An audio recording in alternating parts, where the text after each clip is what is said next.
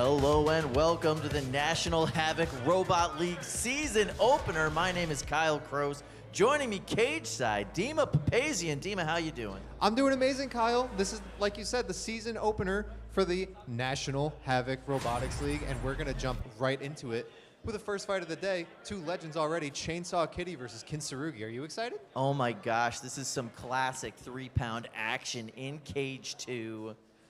Highly ranked robots going head to head. First match of the season. Let's go. Does not get any more classic than Chainsaw Kitty. 3, 2, 1. Fight, robots, fight. Ooh, Kintsurugi getting the better of those first two engagements. We've already got belts on the floor. Both robots being as aggressive as possible, trying to take control here. Kintsurugi really controlling the pace, dominating the early engagements between these robots. Chainsaw Kitty appears to be the one missing a belt, but is able to get right side up and still stay in this fight. Absolutely, yeah, this could turn around very quickly. I'd say the first 15 seconds went Kintsurugi's way. Yeah, but Kintsurugi's weapon's now down. Oh, look at that. It got a lot quieter in the box. Might come back. I can't count it out yet. There's so many things that can happen with a weapon. You never can know truly why it's spun down or up. I did get some intel up in the pits earlier today. Apparently, Chainsaw Kitty's switched it up, full-on 8S wiring in that system now. That's a big switch up. Used to be 4S, now they're going full-on with 8S wiring. Same amount of batteries, just a little bit more oomph out of them. Kintsurugi looking to take some bad hits to the chassis, and there's the tap out. Backs it right up to the door like a boss. Parks it in there. Chainsaw Kitty inaugurates the 2026 season with a victory over Kintsurugi. They decided, I've seen enough. The destruction is, getting to be out of hand, and they have some more fights coming up, so they got to go back to the pits, get Kintsurugi fixed up for its next fight. I gotta say, Chainsaw Kitty looking good. Missing a belt right off the bat, but that didn't really affect their performance too much. That didn't seem to phase KaZaA. It's hard to phase KaZaA in general. One of the best drivers in the 3-pound division. Oh, absolutely. Kintsurugi looked fearsome though.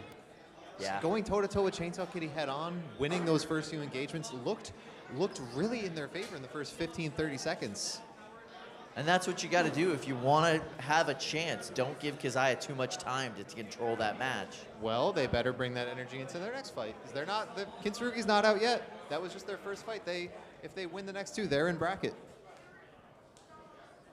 Already messing up our nice, clean floors in there. Come on, guys. You're gonna chew up our floors like that with a big metal spinning weapon?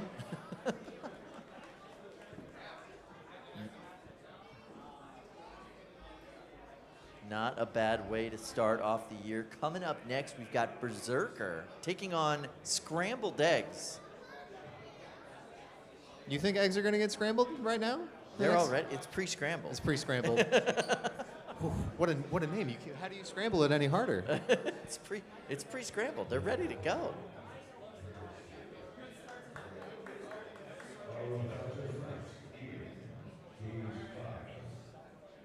Chainsaw Kitty, your official winner by tap out in that last matchup. First win of the 2026 season. What a weekend for sports.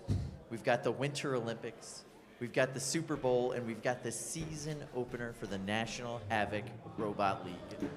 Well, there's one sport in that list that I care about more than all the rest. Even when you group everything the Olympics has to offer, I'm right here. I was gonna say, you're not into slalom? No? I'm into the martial. Bobsledding? I love bobsledding. I love bobsledding. I am a good bobsled fan. They run like all the martial arts in winter. So It's true. Yeah, I love watching Olympic karate, but I like robot karate a whole lot more. Nobody gets hurt.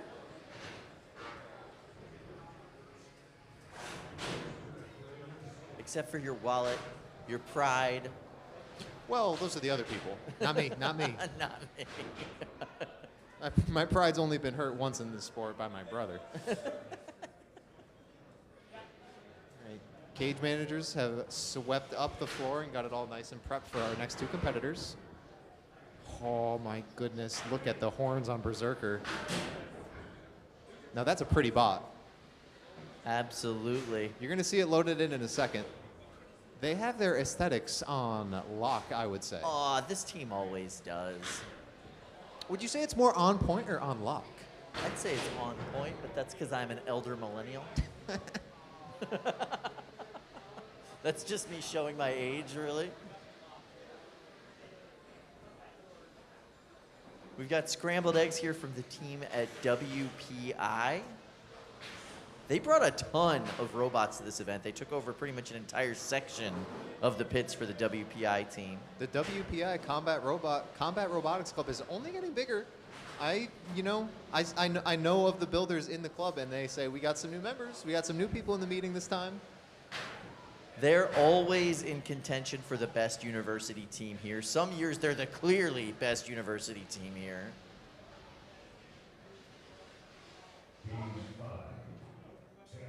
A lot of legacy players that you know and well here at NHRL came out of the WPI system.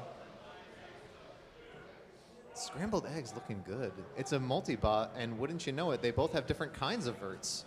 One looks like a, two-blade Drisk, and the other one is the classic egg beater. One is a little more eggy than the other. I like that.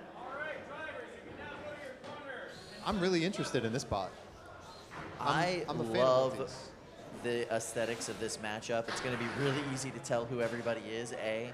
But B, you can do a vertical spinner and make it interesting. You can make it unique. You can make it your own. Absolutely. There's tons of knobs to turn and switches to flip when you're making that vert to make it unique. 5, 4, 3, 2, 1. Fight, robots, fight.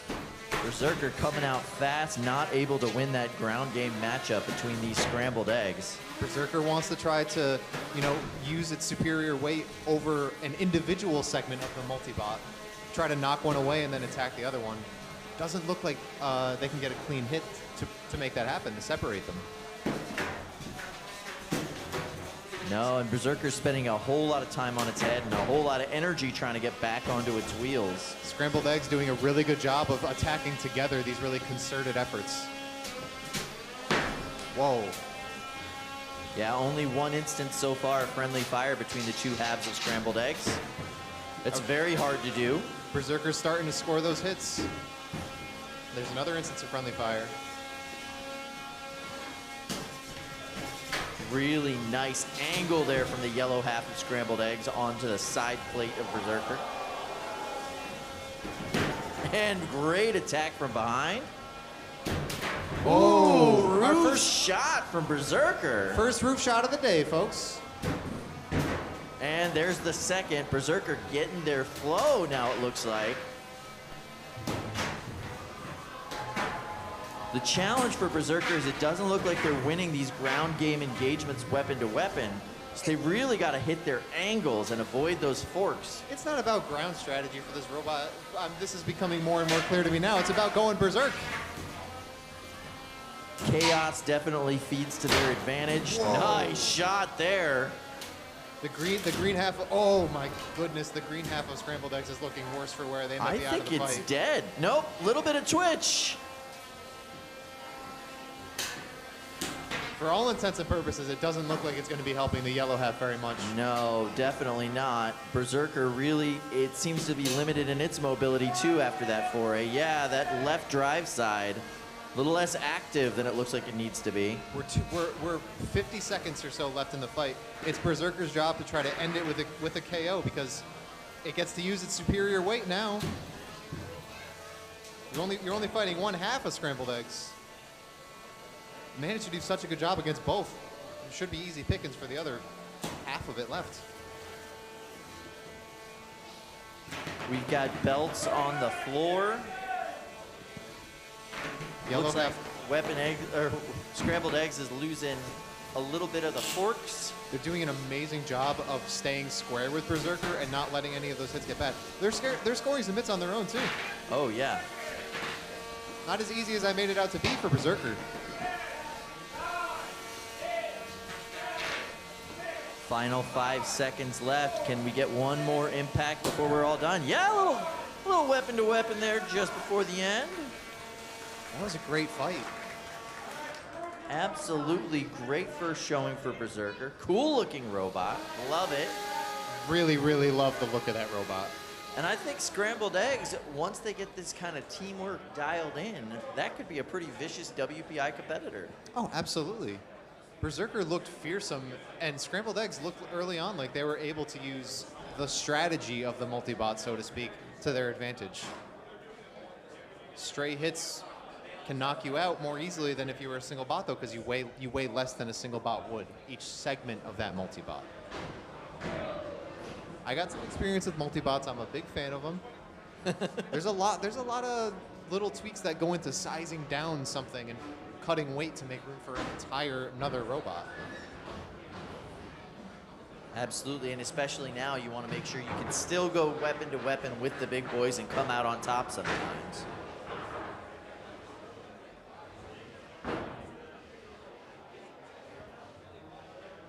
All right, the cage looks a little more chewed up than it got from the first fight. There's three weapons in that cage as opposed to 2, and a lot of bouncing around, a lot of chaotic hits. Berserker's ground game looks very compact, and it has that strong front wedge acting as a sort of shield. But the flip side is it's harder and gets knocked around a little bit easier because it doesn't have forks that make it lay flat on the ground.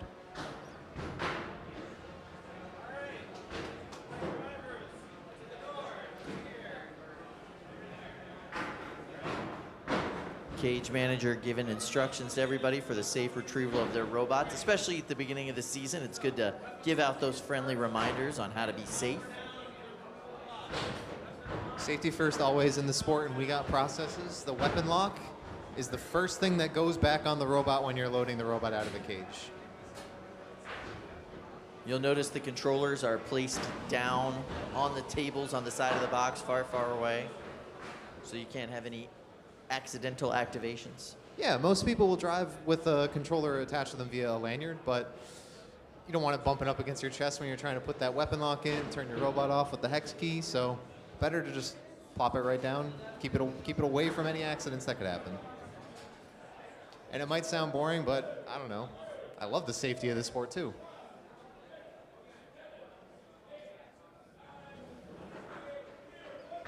Plus, when you're in the cage, it becomes a nice sort of like little pregame ritual. It's when you're loading the robot in, transmitters down, transmitters on, robot on, weapon lock out, close the doors, and we're ready to go.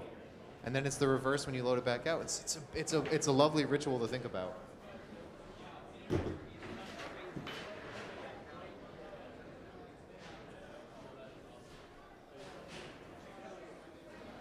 What's that, Kyle? You getting a closer look at Berserker while it's out of the cage? Yeah, getting a little closer look at Berserker. The horns on it are just sick.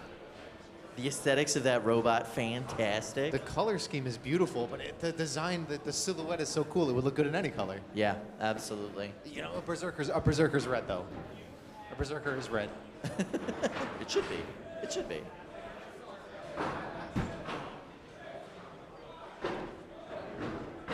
The next fight we have coming up is Power of Friendship taking on Trick or Beater. Another WPI multi-bot treat. Absolutely. This one a little bit more experienced, a little bit more worse for the wear. I was talking to Kokoto this morning. He was showing me how many places he's welded the plastic back together on the Power of Friendship halves. Could he have made new parts? Probably. Did he? Nope. Just melted that plastic right back together and called it good. I am guilty of the same thing. I'm guilty of fixing and soldering wounds with the heat gun. That is one of the advantages of plastic robots, is that you do have that ability. But you know, things might get a little uneven, a little bumpy, but as long as you factor that into your driving, you're good to go. The nice thing is I've seen Power of Friendship compete enough that I do know the two names of the multibot segments are Peck and Poke. It's true. Referring to the fact that they are birds, or bird themed a little bit. They have drills on a arm that moves with a servo, and what they're trying to do to you, what they're trying to win via attack, is they're trying to peck you and they're trying to poke you.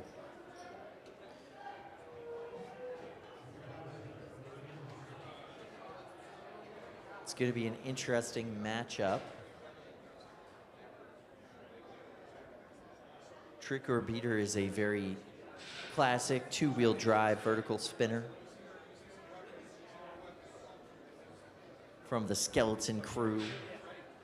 What Trick or Beater wants to do is sort of the same as what any vert or any bot wants to do against a multi-bot. Get them separated and try to make it so you're not getting 2v1'd all the time.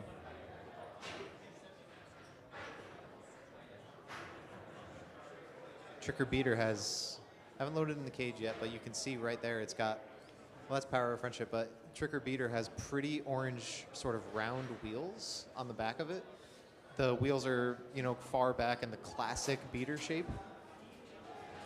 It's not really trying to win the ground game, same as Berserker. Might be a little bit of a disadvantage against Power of Friendship, who has powerful forks on both segments of the multi, metal forks that can tank hits and win the ground game. I'm rambling a little bit because I'm so excited. I just love watching Power of Friendship. I mean, Power of Friendship fights are always fun because it's going to be fun no matter what, right? But you have that chance of that drill coming down on a speed controller, coming down into a battery, and actually setting its opponent on fire. And it's so funny when it happens because it's such a tiny little weapon. You know what I mean? Like, comparatively. It seems so non-threatening, especially the servo arm itself. And then you're flipped upside down, and you're thinking, wait, no. I don't have any armor there. Stop. But even without that, I mean, these are very sharp, tight to the ground, long forks. And that double pin ability, right? You can trap your opponent right in the middle of the arena.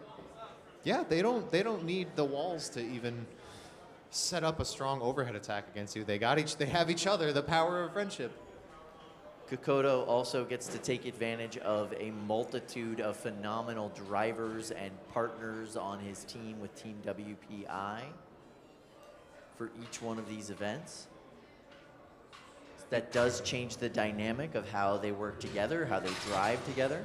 Kokoto's got good teamwork with everybody, though, from what I've seen. Oh, for sure. And it's nice with WPI bringing so many new robots to this event to just have a good old tried and true fun robot. They know how it works. They know what to do with it. Like you said, it never has an unfun fight. Yeah.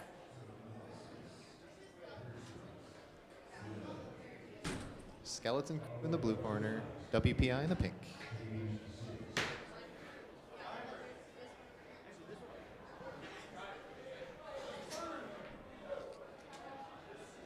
If it is important to the viewers at home, the blue head is peck, I think, and the orange head is poke. Although it'll be written on the back, so if I see it, yep, orange is poke. Yep. And blue is peck. Peck and poke. That sort of thing, it might seem superfluous, but it's nice when you're in the moment to be able to talk to your partner and be like, looks like the drill is down on peck. to not say the blue one or mine or whatever. They got names.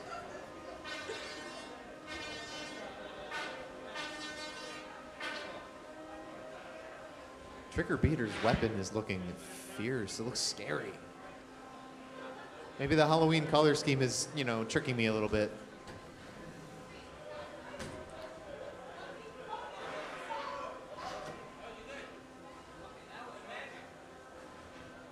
All right, looks like we are locked in.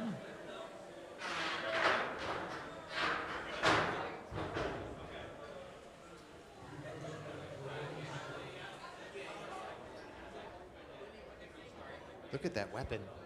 It's got multiple blades, 3 blades. It's a Trisk. It has the sort of classic tooth shape. I think that is a pretty effective weapon design against the armor and the plastic, the majority plastic of Power of Friendship. We'll see it in action in just a moment, though.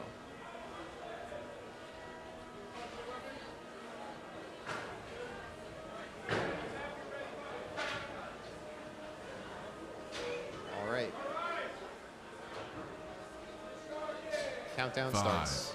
4, 3, 2, 1. Fight, robots, fight. Trick or Beater taking the lead, doing what it wants to do, get hits in and get the power of friendship separated. There's that first pin. Looks like they can line up. No. Trick or Beater drove right out of that pin. It's upside down right now, but it still drives comfortably. The weapon is not any less fearsome.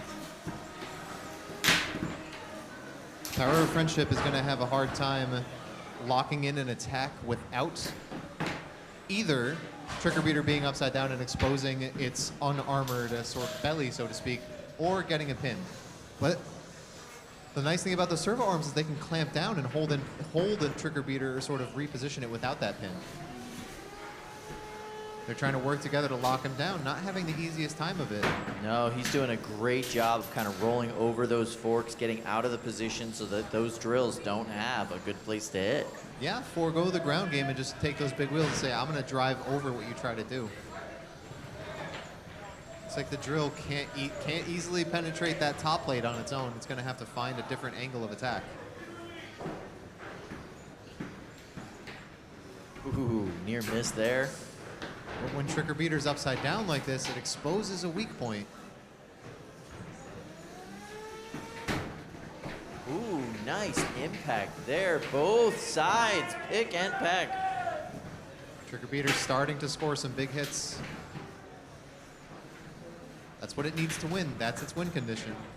Power of Friendship's win condition is work together, look for sort of one-hit KO critical hit drill attack, whereas Trick or Beater is more trying to score multiple attacks over the course of the fight. Nice pin there. I gotta say, these robots are showing a ton of aggression. Nobody's backing down or running away. It seems to be all attack all the time. Power of Friendship definitely clamping down the drill whenever it can, just in case they snipe a weak point. Those arms are a little wiggly, so sometimes they can find the gap between armor. And we're drilled in, folks. That was a nice, exactly where they want to hit, right on that bottom plate. In the amount of time that they had allotted in that pin, right? You only get 10 seconds to hold a pin. That wasn't critical enough to kill. Let's see if 25 seconds left, they can score another drill like that.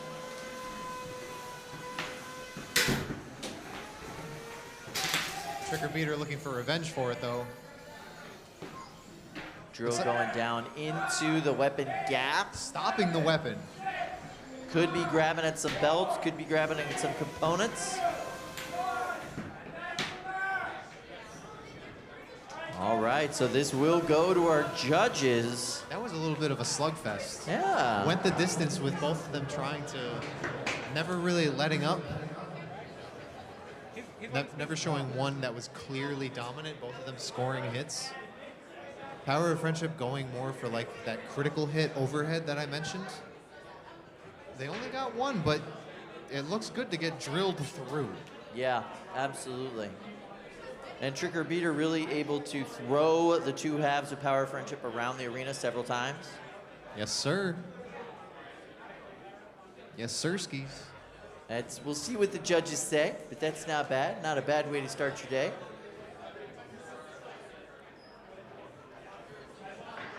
We got a KO for round one. We got what I assume is a pretty clear judge's decision for round two.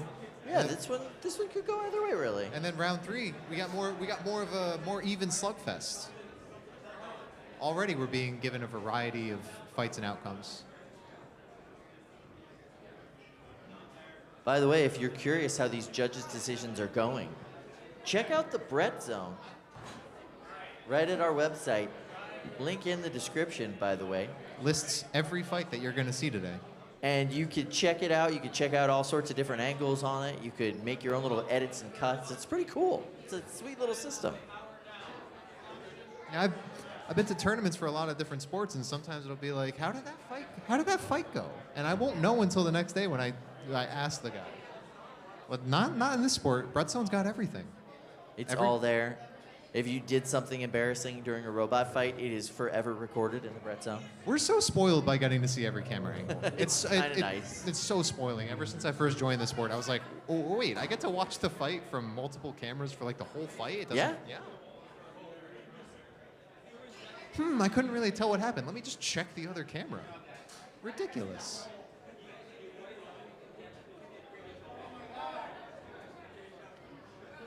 The competitors are over here showing off their damages, showing the hole and where it drilled, how far away it was from critical components. Taking pictures.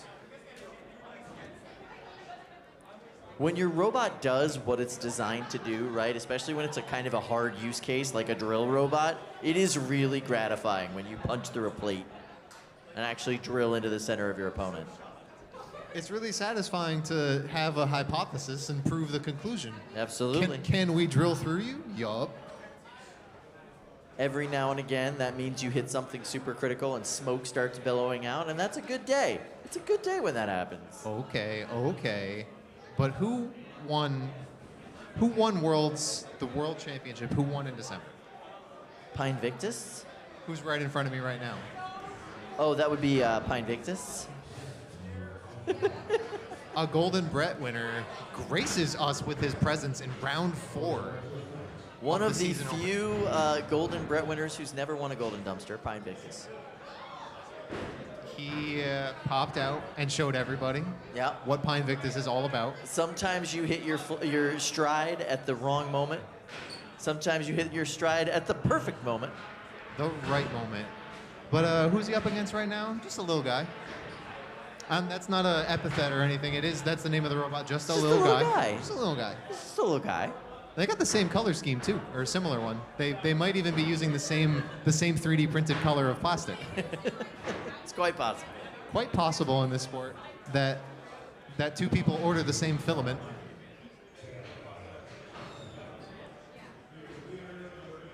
Got horizontal versus vertical, a classic matchup.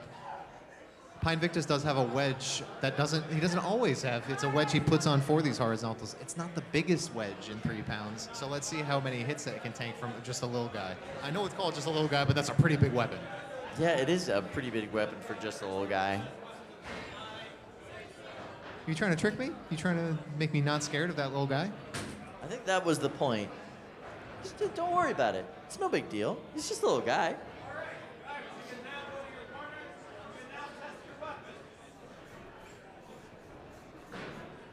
Testing functionality to see if weapons work. We always want robots to come into the cage with a functional weapon.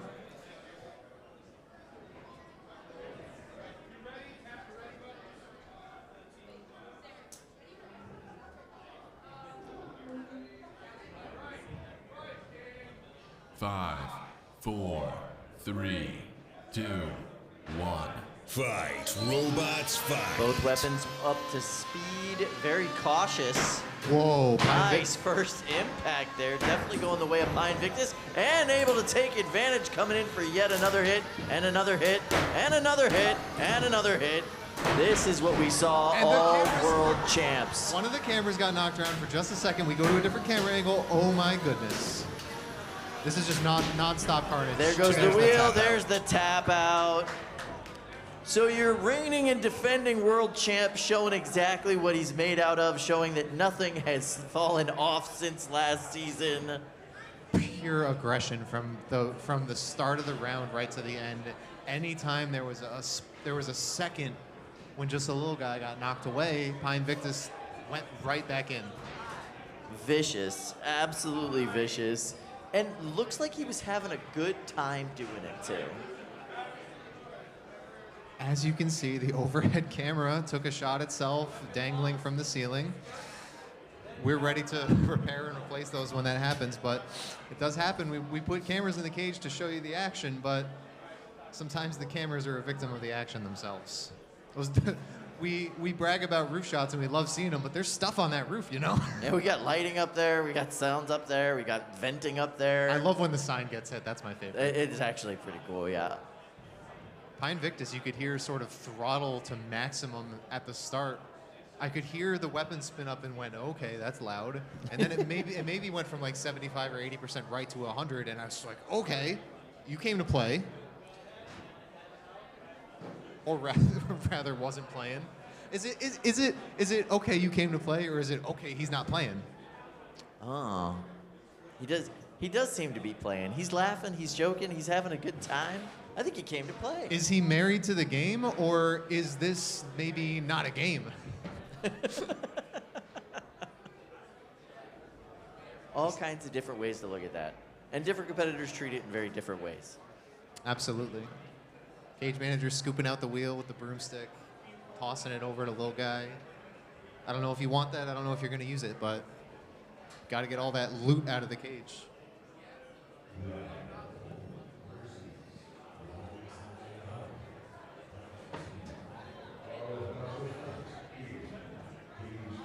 Looks like we got another treat fight, I think.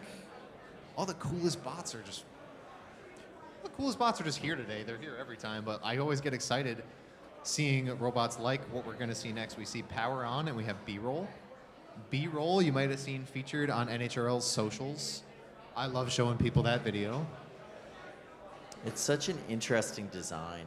When people say, "What do you do, Dima? What do you do for fun? What do you do on your weekends?" And I tell them about this sport, and they say, "Okay, show me a couple of the robots." And I pull up NHRL's socials, and there's a few robots I always like to see. Look how cool this thing is. This creature. B-Roll is one of those guys. Yeah, it's a creature. Looks complex. It's actually very simple. So you say.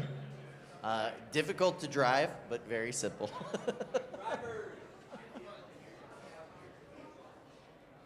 The physics cool. get wonky. It's a full-body drum. Really cool to see it loaded in the cage, just looking like a big toy, looking a little bit like it's made out of Connects, but even cooler in motion. We'll see that in a couple minutes. Power On, a similar style vert to who we just saw in the cage, Pinevictus.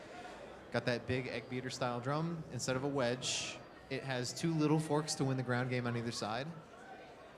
It's got sort of classic vert chassis that angles up a little bit into the weapon. That sort of triangular slope style. There's so many different ways to make a vert. Yeah, there's no ground game to win against B-Roll, really. There's nothing about B-Roll that scrapes the ground. There's barely anything about B-Roll that touches the ground. Yeah, you can maybe line up your forks against it on the side or something, but you'll hit each other and it'll go flying, knocking around, rolling. Rolling like Fred Durst. B-Roll is definitely one of those, like, it's kind of hard to hurt this robot. You can't trap it. You can't put it on its side. You try to tussle with it, you're running into two really big blades. There's nothing about it that can really be injured terribly. Like, it's just a big, scary rolling wheel of death. We're seeing them test their functionality right now. This is what it looks like when it's rolling. It's not perfectly cylindrical, so it's, I think, even a little bit prettier to look at. I agree. It's very organic. Those are kind of my favorite robots. A lot of engineers and physicists and mathematicians in this room. I like biology, so I like when the robots got that sort of anthropomorphism to them. 5, 4, 3, 2, 1. Fight. And away we Robots go, fight. getting up to speed as best we can. B-Roll really struggling to get up to speed there. Power On weapon looks like it can maybe tussle. Oh, Roof shot yourself? Okay. But now we're right side up and we're still in control. One side of B-Roll's bristle drive is chewed up pretty bad, but they're still moving. yeah, it's certainly not moving evenly anymore, though. Ow. Big mutual hit. And you could hear the weapon of B-Roll is making some contact with the floor. Tap out. Yeah. B-Roll taps out. Because when your weapon is just running through the plywood every single time it tries to make a rotation, That's bad. it's not good for your motors. It's not good for your motors. It's hard to keep your weapon spun at max speed because every time you hit that floor, you're getting torqued down. Yeah. That was a rough matchup for B-Roll. They just couldn't get up to speed at the beginning, and that's when B-Roll's dangerous. When they're at full speed, And there's no good shot to take. yeah. But then when they're not at full speed, they might slow down and give you their side, and then there's good shots to take. And Power On was really teched for that, I think. Their weapon is super wide. nearly as wide, maybe about as wide as the distance between B-roll's two discs. I think that's true, yeah. So pretty well teched to say, okay, if you want to go weapon to weapon, you're not going to get a shot on my belts or my motor by accident if I try to hit you in the center. Sometimes the geometry just lines up like that. But then when it was spun down, it gave up their side, and Power Round was able to score hits, I suppose, where it might matter the most on that bristle to prevent it from driving and prevent it from using its full body spinner. Man, putting that safety in on B-roll can get real sketchy after the robot's been tweaked a little You're telling me. We put weapon locks on our robots to prevent them from spinning or prevent any accidents from happening, but sometimes stuff gets chewed up and deformed and malformed over the course of a fight. And it's like I'm trying to put a round peg in a hole that's maybe not round anymore. Not a bad matchup for Power On, getting the second tap out of the day here today. It always feels good if your first fight of the day to have a decisive early victory where it doesn't feel like it took too much damage. Winning a slugfest is good too, but then that's your first fight. You got to take it up. Maybe you took a lot of damage. Maybe you got to figure out what parts you're going to have to replace long term. Yeah, maybe that whole chassis shot. We've seen that happen before, where they start the day with a slugfest, and now you're just only down to one bot for the rest of the day. You don't even know who you're fighting next for a little bit, and you got to think, geez, I got to get this whole thing ready. Yeah. And sometimes it's nice to have multiple copies of a robot ready, but that's prep work, and not everybody preps the exact same. Oh, we've got some good classic competitors coming up next. We've got Mako taking on Titanium Hwhite. Everybody thinks I'm biased for my brother. I'm biased against him. My older brother piloting Mako with his semi-metaphorically adopted sibling to replace me, Jaren from WPI, typically driving Red Panda. Now he's driving the other half of the Mako multibot named Friendo. And at this point, Julian has been a real nasty guy recently. He's been pretty aggressive online. He's been mean. He's been a little bit mean, a little bit judgmental. Every time he does an interview, he badmouths me. I've never seen Julian's eyebrows look more judgy than they've looked at this event today. Well, he does have his hair out of his face, so we can see him a little bit more. But I don't know. He cut off his hair, and he's not nice anymore. Mako also making a big splash. He's screaming at me from the other. I could Do you want to be cage side for this one? Should we leave? I'm gonna back up so I don't get attacked physically by my brother. Mako is making a big splash on our social media lately. They have some really good highlight footage of the deepest cut we have ever seen made by a Sawbot. And I was a minibot driver at that time, so I get to be like, hey, I'm in that video. But up against Titanium Hwhite, a terrifying flamethrower, a proficient flamethrower, and flamethrowers are beautiful to watch in any weight class, but they're especially interesting in the beetle weight class because there's more plastic on average per bot, so they get to melt things easily, so to speak, compared to the other weight classes. I will say this, the team behind Titanium Hwhite would argue that this is not a flamethrower. This is a torch. It is small, it is compact, it is a single point of very, very high heat. Okay, I love semantics. I'm a linguist. I'll have the semantic discussion with you. This ain't a flamethrower. It's not throwing the flame. It's trying to torch you. I get it. And I could see the strategy difference, right? You are trying to find a component to burn with this torch, whereas if you have a flamethrower, you're generally just trying to melt your opponent, right? You're trying to melt the entirety of that bot, and whatever melts first is the thing that you're going after. Either the belts, the soldering, whatever. Yeah. With this, you're aiming. Like, I could point this torch right at a wheel and just burn all the rubber off of it. Or I got a good pin on your backside. I'm just gonna Plow right through that back plate, burn right through all the plastic. You do see some silver so you see gold tape on the front of Titanium Hwhite, and that sort of prevents them from melting themselves where it's hottest on those two torches that you see.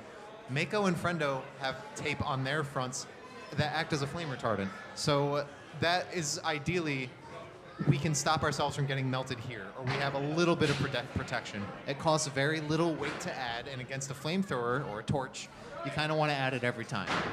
Yeah. We've seen what happens when you don't, 4, and it's gross. 3, 2, See what happens now. Fight, robots, fight. Mako has always been more successful as a multi-bot configuration, so the Mako Friendo team really looking to dial in that strategy. All right, their Titanium Hwhite is doing the thing in an absolutely clear unstick request.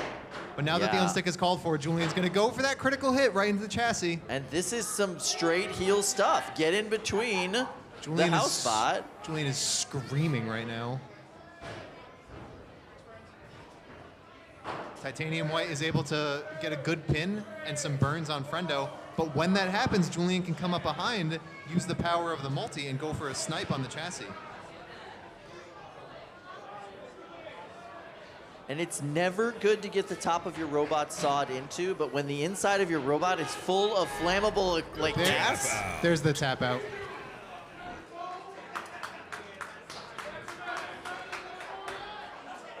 all right, so I gotta say, was that an entertaining fight? I don't know. What? I think that it could have been more fun. I think that Julian was just like, I'm ending this quick. I'm not putting on a show for you people. I think that he was aiming for that butane tank and looking for a fireball. explosion, A fireball. yeah. I want to avoid using the word explosion while the fire marshals are hanging around.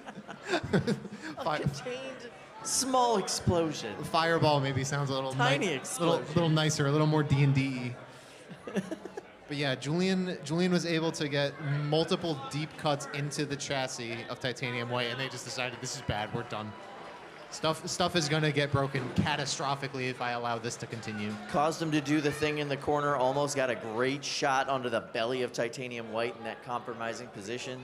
And that unstick was called for, so if that happens again, if Friendo uses this lifter, just plops you up on the kick plate again, you're done. It's over. I gotta say, this multi-bot configuration of Friendo and Mako, especially with Jaren on the team, it ain't bad. It ain't a bad way of going about it. Jaren on the sticks is hard to beat, although... Okay, so last week I did, at a different tournament, I drove Friendo for parts of it. Was this Mass D? Were you guys playing at Mass D? We were playing at Mass D, and then me and Julian both made top 16, and I couldn't drive Friendo anymore, and I had to face Julian in grand finals, and I love Jaren, but he does not have a psychic telepathic connection with my older brother like I do.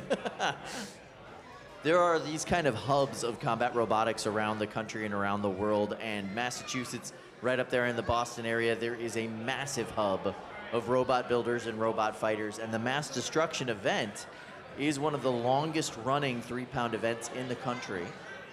Always some really interesting fights come out of there. It's great to go there and get experience and data for a bigger event like NHRL. What's interesting, and this is lore, right, but Mass Destruction is actually the event that inspired Austin McCord to start NHRL. I did not know that. But Went I buy it so easily. Went to Mass D with a friend, saw how much fun the tournament was, saw how cool it was, and wanted to try his hand at doing an event. And it is so fun. But we have Voxel V1, a legend of the division, stacking up against above average, a big wheel by Peter Ganache, owner proprietor of Repeat Robotics. Many, many people are running robot parts sold by Peter here. And he's got a lot of robots in the 3-pound division that do act as a nice little sort of advertisement for his parts. You know, that's not the only reason he's in the sport, but it is cool when his robots win, especially with Repeater, who's won a dumpster. Voxel V1 by Mike Shore, the Shore family of Team Defective. Fire? We'll have to wait and see. They have brought some really amazing robots. Voxel is a classic competitor for theirs, big, wide drum. I'd say this is a tough matchup for Peter Garnache. I'd say a tough matchup too. The weapon is a little low to the ground, which means that it's going to be striking the tip of Peter's weapon. Yeah. And big, wide drum means you have a lot of places to engage on the wheels. a lot of space. You don't have to. Voxel doesn't have to be super precise with its impacts. Yeah. Once again, Peter 5, Garnosh, phenomenal in 4, naming robots. I love 3, above average for a big 2, wheeled robot. That cracks me up. Robots fight. And that's a 9-inch weapon blade that he's running on above average.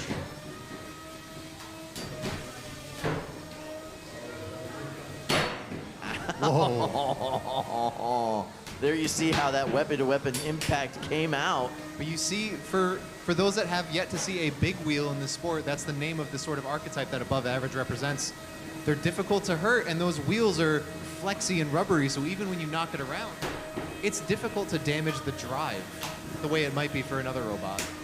And it's hard to make any impact that isn't on that giant 9-inch weapon. It really is kind of the end of air armor as a technique, right? You're keeping all of the impact so far away from the vital components. Yeah, how is Voxel going to be able to touch the chassis? They won't get to. They have to attack the wheels or the weapons. The weapon is strong. The wheels are very defensively apt. So you have to score hits in magnitude, and you got to get a lot. But it looks like they do have the upper hand. Above average's weapon seems to be down. Maybe not out, but for the moment it's spun down. Too many impacts weapon to weapon might have locked its motor up.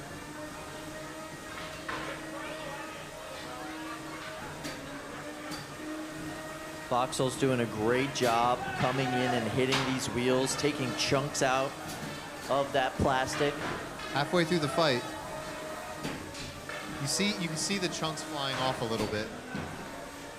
Without a weapon, it's going to be difficult for them to impact this fight in a way that, they can score a win. They're absolutely on the back foot.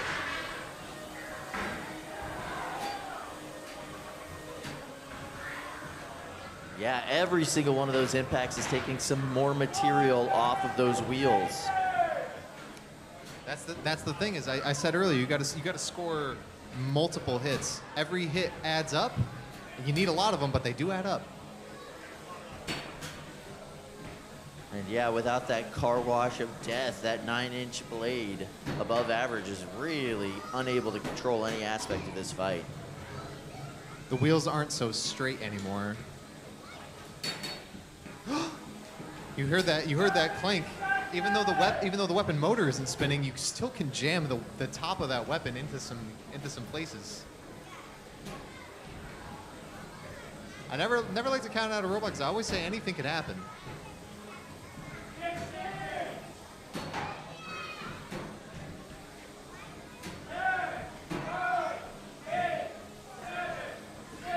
Last 5 seconds of this matchup. This one's most assuredly going to the judges.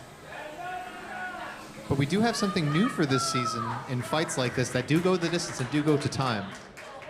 In the past, we just had a simple functionality test, show me your weapon, show me your drive, but now we have a 20-second period called the Prove It period, where it's your job to prove to the judges and prove to the referees the functionality your bot has.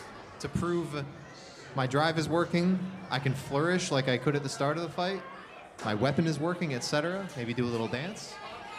I think Peter's foregoing the Prove It period, though, and just wrapping up his... I think Peter's well aware of why the weapon went down. Yeah. There's no chance of it popping on within that 20-second period. There's nothing to prove. Yeah. He's just deciding, all right, I got maybe multiple bots to run today. Maybe I got to do some repairs on this thing. From what I understand, he's working on this, and he's working on KaZaA Lite, and that's it. That's all he's doing today, which is rare for Peter. Normally when Peter's here, he's got like 6 robots he's got a hand in. Well, focusing on KaZaA Lite might be a plenty good use of time, considering it did just win the 30-pound Golden Brett. It is our world champion for the 2025 season. Absolutely, with Peter as one half of the driving team. If you want to spend a little more effort on that robot, maybe you run 3 or 4 less robots in that day. Who could blame you? I know that the schedule for that robot is so light that Peter decided to try his hand at building a big wheel for this event. So he's run above average before. Yeah, this is a complete rebuild of it. New weapons, new everything. Yeah, it's new. Last time he ran above average, he just decided, all right, got a bunch of data, let's iterate, you know? He is certainly an iterator. I mean, it sounds like an insult when you say it that way. Ew, you're such an iterator. Derogatory. Speaking of iterators, one of my very favorite designers and builders has walked out into the arena. Okay, guys, I have my goosebumps a little bit. Another treat for you. I know I've been saying this basically every single fight, but you're gonna see something loaded into the cage that you probably have never seen anything like before in this sport. Well, likely. We're so used to that from this builder, okay? This is the builder who brought you Hot Wings. This is the builder who figured out how to use glow plugs as weaponry. And now we have a true walker in Crab Rangoon. If you like the taste of hot wings, you're probably gonna like the taste of Crab Rangoon. It is a true walker as opposed to a shuffler, which you might have seen in previous events. Shufflers have motors that rotate camshafts that move little feet, but this is a true walker. It's got legs, and it moves like legs, and you're gonna see that happen. Underneath its body, it's got a massive spinning horizontal blade that's shaped like a crab claw, and it's gonna try to walk over you, so to speak, and just run that weapon into you. But as soon as the locks are out and the cage door is closed, we're gonna see it move around like a beast, like a kaiju. I've seen videos of this thing in preparation for today. We've all been like patiently awaiting the new arrivals of videos of this as it's been being built. It's such a cool looking robot. Very patiently waiting for Crab Rangoon I've been waiting for days and days for this. And look at how beefy. I mean, those legs are just tanks. I love it. Because it's a true walker, Because it's a true walker, it's afforded some extra weight for the fact that it doesn't have wheels or shufflers. It's spending that weight. Oh, look at it move. Look at it move. Look at this. Look at that thing. That's a monster. And it's got the little like crab eye antenna on top. I'm like about to cry. This is so beautiful. What a cool machine. And the weapon spin up is legit. Comet is a beautiful vert with an amazing wedge that sort of will draw the weapon into its big, wide bar-style disc. Yeah, and we saw Connor Howard driving earlier with Power of Friendship, so he's already got a little bit of practice in today. Oh! Crab Rangoon didn't look like it moved very much from that. No, Crab Rangoon is a heavy, heavy girl with all that extra weight from being a true walker. I want to be impartial. Comet has an amazing weapon, but it looks like it's down right now. It's hard not to just look at Crab Rangoon and just be with a big smile on my face. I am shocked at how well that first impact went for Crab Rangoon. It's a big weapon. It doesn't drive at you, so it doesn't have the bite force that a vert might have when it's driving and moving and spinning at the same time. But it's really big and heavy. That was so impressive. And it's still going. And it is just death on legs coming at you. Sort of trying to angle, get at him. Two minutes left. So Comet does have an easier time avoiding the weapon just by simply using the fact that it has wheels. But it's trying to you're gonna lose to the judges if you just run away the whole fight. So it's trying to pick its battles and run its metal and run its wedge into Crab Rangoon. Even then, it looks like it's having some mobility issues, maybe just because of how badly chunked up that side armor is from that first impact. Yeah, judging by how it's driving, it looks like it's an armor issue, not really a wheel or motor issue. So ran straight into the weapon on Crab Rangoon, and oh, he's upside down, but look at that! Upside what a down, self-righting. doing a sort of eye stand. And he can still make impact with that weapon when he's upside down, just barely hitting the top part of the weapon bracket on Comet. Eli. Seeing that happen right now. I think you might have figured this whole True Walker thing out, Mr. Davis. This is crazy. Eli, did you figure it out? We've had True Walkers at this event before. I can't say we've had winning True Walkers at this event ever. Yeah. We're about to see, I think I don't want to speak too soon. They just look firmly in the driver's seat. It doesn't look like Comet can really harm it from this position unless it's able to run its metal in and stop that weapon. I agree 1,000%. This is looking really great for Crab Rangoon. Every single time Eli Davis walks out here with a weird robot, we always say, I don't know if that's going to work. And we're always wrong. Yeah, I was a Hot Wings believer.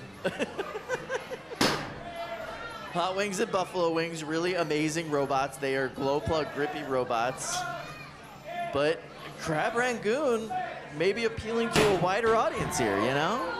Ending the fight with just one more big hit makes me so happy. And it's dancing. And it's grooving, and Eli's grooving with it. And he's Look at him getting a little dance on. a little stick bug dance. Just getting a little dance on. Oh my gosh. I can't look at it too much or I'll start crying with the mic. He spent like half that fight upside down and still dominated. An upside down True Walker. An upside down True Walker. An invertible True Walker. Doing just fine. Even ended the fight dancing upside down. Eli, where do you get your ideas? I wish I could just hold the mic to him and say, where did you get this inspiration from? He's using the prove it period to just do a little dance. He's proving himself. He's strutting his stuff. Showing it off. If I made that, I would be strutting my stuff too. Connor Howard and Comet are always in contention for being at the top of the bracket in any tournament. Connor's an amazing driver. Comet is a really well-built machine. But you couldn't tell in this fight, just a dominant performance. That first impact was the deciding factor in the fight. If that maybe was a different angle or a different amount of bite from one weapon or the other, things could have gone differently. But you took a really bad hit that sort of reduced your drive and knocked your weapon out of the equation. Shocking. Really cool. I know what I'm ordering later for dinner. Chinese food, maybe. That was cool. That was really cool. If you want to see the JD, although I think it's a little clear, but if you want to see the JD and if you want to see the scores from the judges, head on over to Brett Zone. And if you want to watch that fight again, you can see it from all the angles that we have. And you'll be able to see all of that post-fight dancing.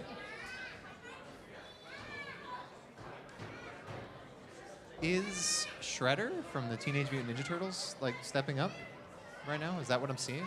Am I misunderstanding that headgear? No, that's what that is. That's definitely the Shredder headgear. Shredder versus Heat Miser. I almost don't even want to say the robot names.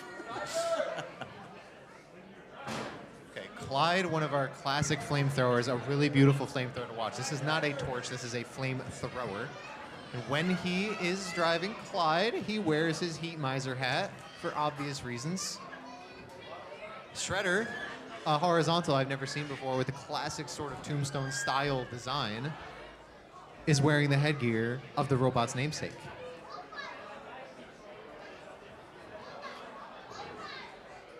For all the spectators in the crowd right now, get ready to see some flames. There might be a little bit of fire. Might be a lot of bit of fire. That tends to be what Clyde brings to the table. When Clyde is doing its thing, we see a lot of fire. Yeah, And I would when- say Clyde is one of the biggest flame producers here. Even though it's in the smallest weight class, it produces a ton. It makes of fire. it makes the cage orange. But if the other robot does what it wants to do, you might see even more fire when Clyde's butane tank gets damaged. Yeah, I'm okay with that. Yeah, every time I've never had, sorry. Every time I see Clyde, it's got a different shape. The wedge on that thing is crazy looking. It's not in the center, it's off center because the flamethrower is on Clyde's left side. I don't know what went into those design choices. I couldn't tell you. I just know that Clyde is a crazy robot that does really, really well. And those are my favorites. We just saw Crab Rangoon have that same sort of profile. This is a crazy non-traditional design and it does fantastic.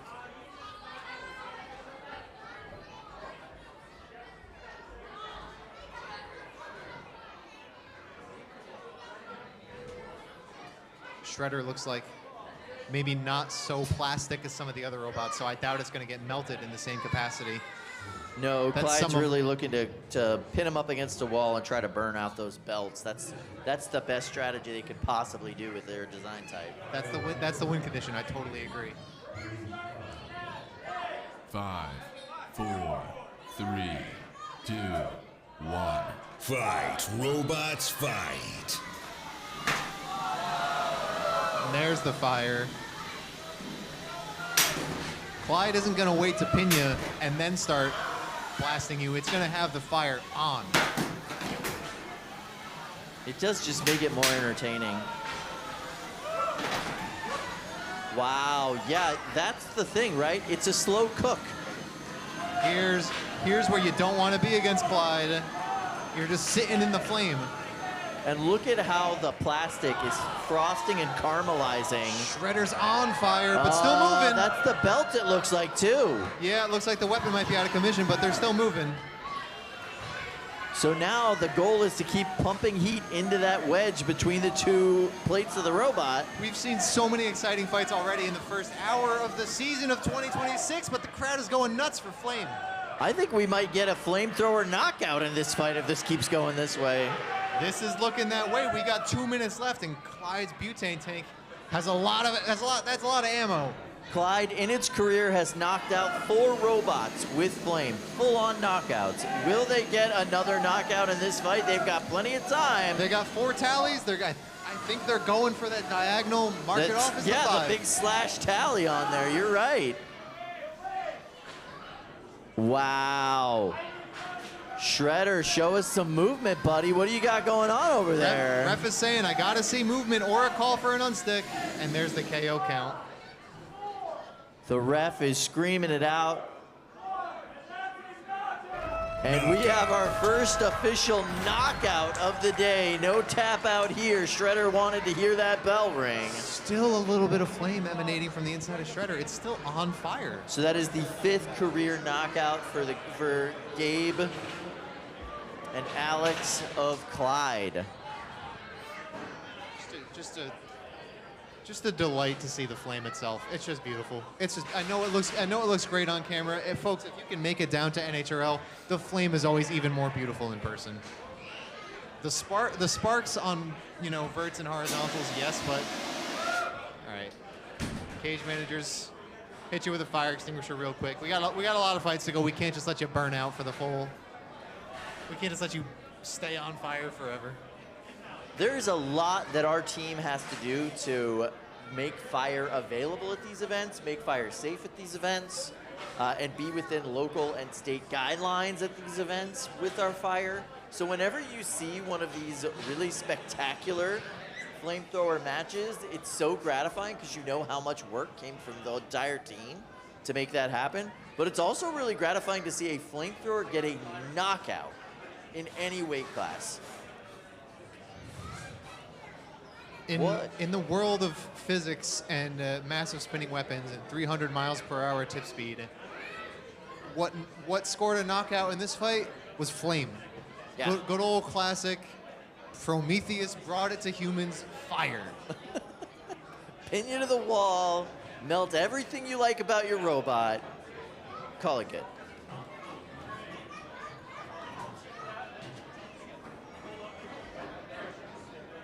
And caramelized our side rails too. I did see that. I did think to myself, I didn't say it on the mic, but I thought to myself, he's pinned right up against the Lexan. Oh yeah. Yeah, this year we've instituted, I guess it was last season, mid-season, we instituted these clear side rails in the box so you have a better view of the action, especially with so many low-slung bots. It's really interesting to see because now whenever there is a wall pin, that is kind of what's in between the flamethrower and the actual glass of the box. So you get to watch the flames kind of curl around that little side rail. And you can see it got real frosty and it's a little bit melty at the top now. Not quite so see-through. Not quite so see-through. It's like when you got an old baking dish, like an old Pyrex. It gets a little yellow, a little brown over time.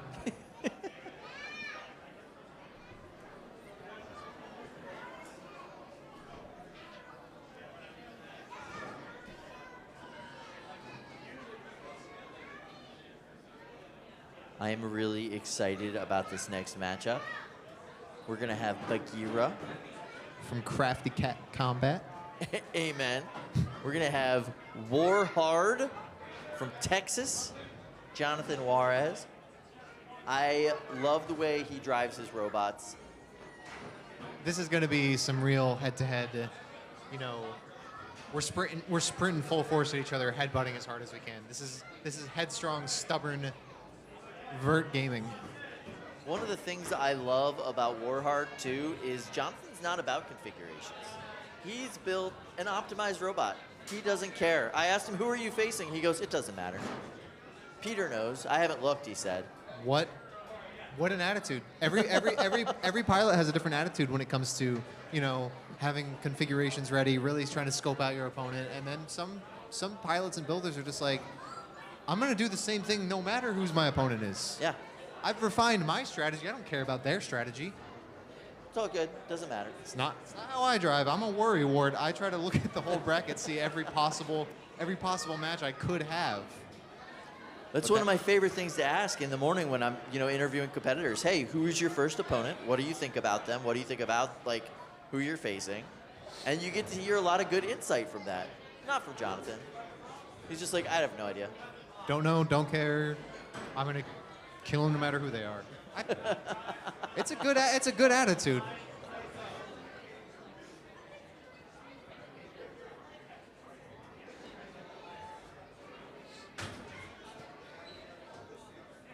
All right, my time is up.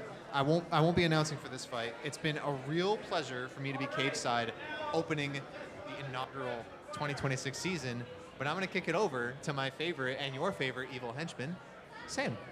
I love Sam. I do love Sam. Dima, Kyle, thank you so much. Oh man, you all got to watch some awesome fights. That Clyde one was so sick. Crab Rangoon out of nowhere. Oh. 5, But 4, stoked to get into this 3, Bagheera fight right here. 2, Bagheera 1. in purple coming out of the Fight. pink corner. Robots fight. Warhard getting that first exchange. Quick with the follow-up with that big titanium beater. Both robots inverted. Trying to smack into the wall, getting righted. Warhard is the first to do so. Solid roof shot. Bagheera still, oh, there they go, back on their wheels. But again, getting tumbled around.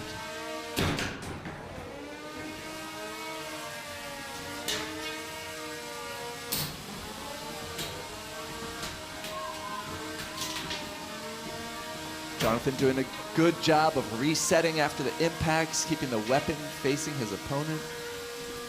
Warhard's looking stable. Exactly the kind of strategy we'd hope to see from Jonathan Juarez and Warhard. Keep it simple.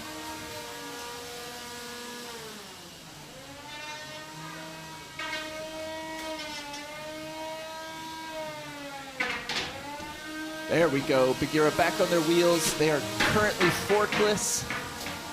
And man, they just keep getting tumbled every impact.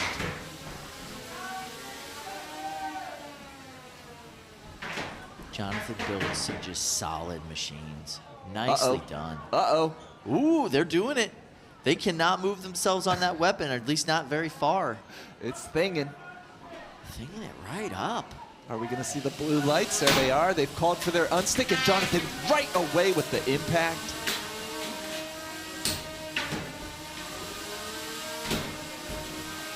Bagheera not giving up. Still going weapon to weapon. I don't think their tip speed is enough to get the bite that they need on Warhard, and Warhard is just taking every exchange.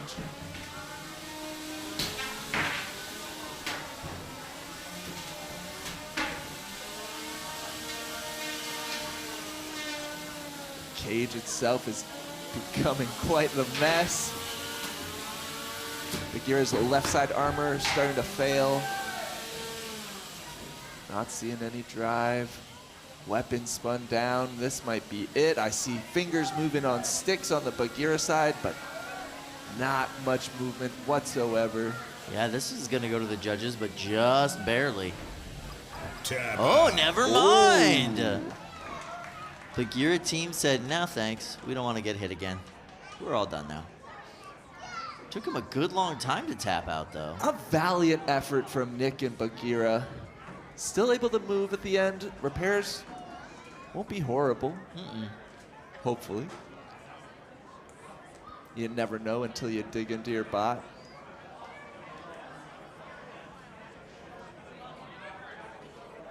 This one is going to Warhard. Via tap out. Really nicely done. Jonathan Juarez is just such a chill person. Like, he's so calm at all times. Yeah, he's so chill that he barely provided any information for us for from his live stats page. Well, I told you, I was saying earlier, when I interviewed him this morning, I was like, who are you facing first? He was like, I don't know. Peter Garnache knows. You could ask Peter. I was like, you don't know who you're fighting? No. Do you think that it matters what strategy you're going to use? Not really. I mean, if you don't have configs, what difference does it make? The plan, is the same for every fight. Hit them with the weapon until they die. Jonathan's an excellent driver. That bot hits hard. He knows it's very reliable, especially his 3-pound offering.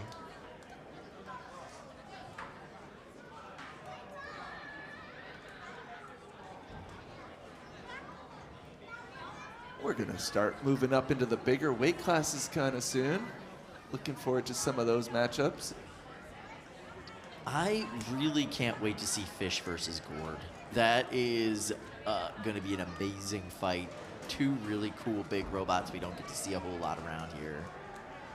Yeah, I don't think we've seen either of them up here yet, Kyle. No, Fish looks awesome too. Like, such a cool design. Gored looks vicious. Spins extremely fast. Yes. Loud too. The geometry of it makes it just a big loud boy. Both bright bots, vibrant. It's going to be cool. I like it. I like to see new offerings in the big weight classes. And looks like we've got a just under 15-minute countdown for that Fish versus Gored fight in our first matchup in the 30-pound class.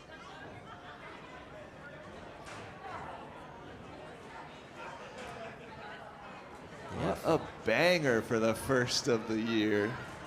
Another one that we've got coming up that I know a lot of people are looking forward to. It's going to be Grim Ripper taking on Penny Picker. Dude, Penny Pick is such a weird robot. I love it. It looks like the old Fisher-Price telephone toy that you can drag around on a string. It's got a double lifter arm. Looks amazing. It is just a weird little offering from Tom Farkas, who's known for bringing pretty weird little offerings to these events.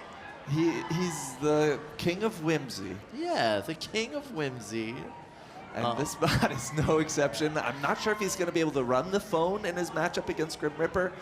I know that it was just on the edge of weight, and I'm not sure if that was with or without the phone. He's not going to be able to ring the phone. How's he going to take calls? That's a good question. He might have to, the call might have to come from inside the box. Inside the box. It has mechanism wheels, so it can strafe sideways and orbit around his opponent. Tom told me he's very not used to driving that style. He's trying to figure it out. So the bot can translate and can be controlled. And if you see it not being very well controlled, that's 100% driver error. It's not because he designed the bot badly. It's because he does not know how to drive this kind of a system at all. That's fair. It's a whole other dimension practically to conceptualize in your brain. With Grim Ripper's looking fantastic, I gotta say the Skeleton Crew's aesthetics get better and better at every single event. I was just so impressed with what it takes to get that round shell around Grim Ripper. And they've got the two weight classes. The metal shell on the 12-pound bot looks awesome this event. With the etching? Yeah, it looks really beautiful. good. So there you see Gwen with Jackalope getting ready for her fight against Verticalizer. They're co-workers, I believe. Yes, they are. That's kind of cool. I guess whoever wins gets the promotion. Or the premium parking spot. That's what I was thinking. Ooh. Right? Maybe even better. That's something they give away at the office is the premium parking spot. When it's snowy like it has been up here in Connecticut, I don't know. That's a decent perk. My daughter is with me at this event, Evelyn. She was up at the box. We were watching Gwen do her test spin up and everything for Jackalope earlier today. And Gwen is always like fully kitted up, right? She's got her like knee pads on, her full toolkit on her belt at all times. Like Gwen looks like the most prepared person in the room at any given moment. And my daughter like walked up to me and saw Gwen spinning up, and she went, "Daddy," and I said, "Yeah," and she goes, "That girl's got more tools than you." And I was like, Gwen does have more tools than me. That's It's because very true. Gwen at any moment has to be able to change the configuration on Jackalope, so she's got every tool required to do so.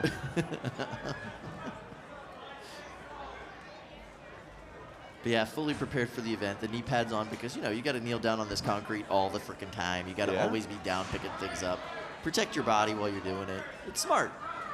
And the aesthetics are on point. Look at that hat. Look at the sweater. Jackalope looking good as it drives out to the corner. Verticalizer, a cool Thagomizer style robot, but with a bit of a twist. Running the classic beater bar in a different orientation.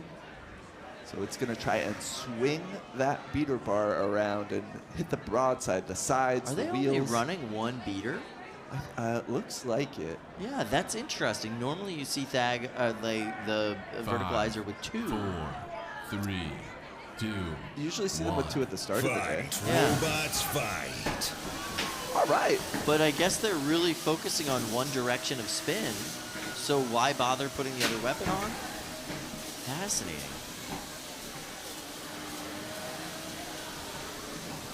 Their first impact was great. Yeah.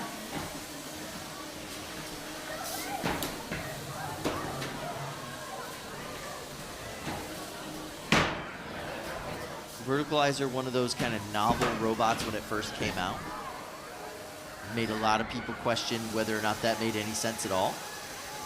But yeah, great first impact, and looks like they're already affecting the mobility. Gwen. Now, Gwen was having some issues with Jackalope after the Mass D competition. She said that she had some, what she was calling concussion issues inside of the robot that she was trying to suss out yesterday and today. And it looks like she's asked for some concussive impacts from Brett, hoping to knock something back into place. But she said that there was some bad code coming out of her transmitter that she had to, had to kind of suss out. She thought that solved the problem. But maybe we're seeing a little bit more of those gremlins poking out right now. Looks like she's mostly back online. The right side drive does not appear to be working. And it's sketchy. I mean, when you're having these transmitter issues like that, sometimes you got to turn it off and turn it back on. You got to wait for things to cycle back up, and you got to do it mid-fight. There's no pause for that. And this is the countdown, and that is a knockout for Verticalizer. Good for that team. That's like super rare. Knockout.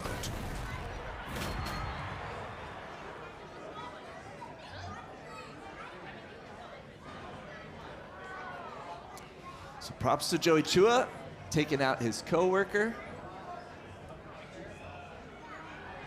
Gwen is going to take Jackalope back into the pits, dig in, try and trace down this issue. Oof. You know, you think you're going to go to a nice little mass destruction event, shake out the gremlins and the robot, get everything, ready for the NHRL season, and instead you do something weird to your robot and you can't figure it out in the time in between the events, and that's just so frustrating. After World Champs in December, Gwen fought at a New Jersey tournament and was having some similar issues, more related to her ESCs, but it kind of manifests in the same way. Like the drive stops working. Interesting. So this postseason... Was that a G-Scroll event? That was a G-Scroll event, yeah. The postseason has been tough for Gwen this year. We have a Rutgers Combat Robotics team upstairs. First time we've ever had Rutgers here from New Jersey. And they are really excited. They have put their hat in the ring to host a G-Scroll event this year, which I would love because that means it's a G-Scroll event that's like 40 minutes from my house. Yeah. Can't complain about that. A G-Scroll, what does that stand for? G-Scroll? I don't know. What Garden State Oh, yeah. Combat Robot League, Yep. I think? Yep. Combat Robotics League. One of the many Northeastern leagues that have been popping up. And I got to say, it's nice to have in New Jersey. But normally their events are still, like this event's 3 hours away from me. Yeah. Normally their events are also 3 hours from me because New Jersey's a weird shape for a state. They're going to be supporting Motorama this year as well, G-Scroll. Happy for them. Happy for the Nerd crew to get their assistance. And I'm happy to see this match that's about to load into the cage. Me too. This is going to be so much fun. There you see Nelson from the Skeleton Crew, the patriarch, if you will, of Team Skeleton Crew, hanging out with Tom Farkas. Just two great competitors here at the sport with a lot of style, a lot of panache. There it is, Penny Pickup, our first glimpse. Yep, couldn't run the phone, still has the rotary dial up top ready to go. Careful, Tom. Yeah, don't get That's a how you get splinter, a splinter. Tom always looking fashionable at these events. Is that Slowpoke on his shirt? That's watermelon.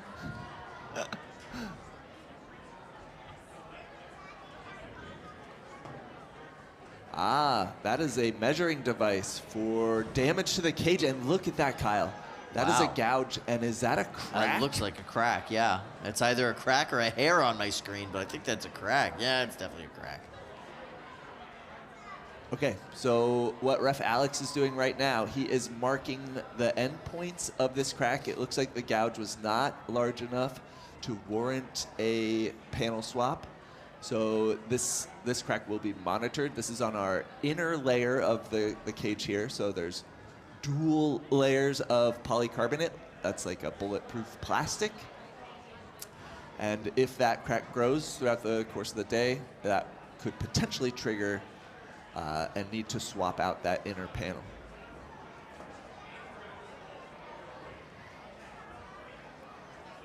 But the bots are loading into cage 2 here. Both teams are turning their robots on via Allen key. You'll notice the little booties on the forks of Penny Pickup. Those are being live crocheted in the pits from the Crafty Cat team.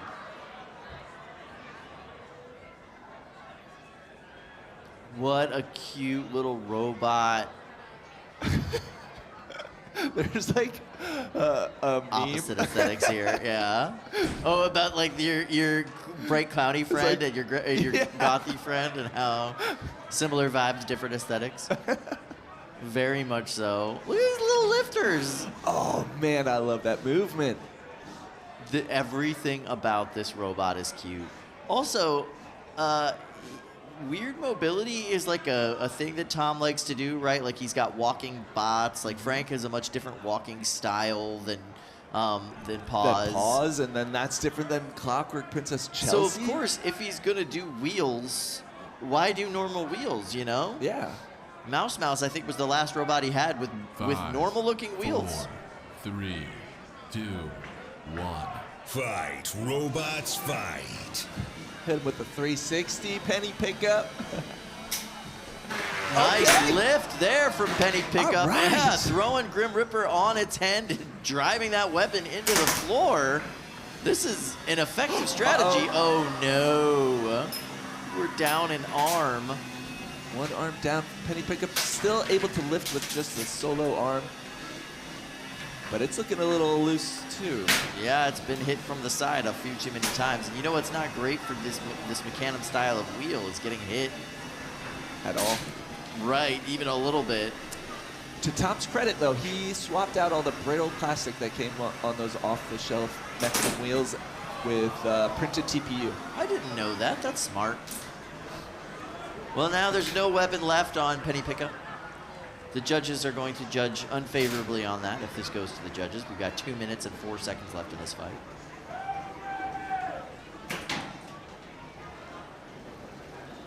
So what can Tom do at this point? Slam and ram? I think that's his number one option.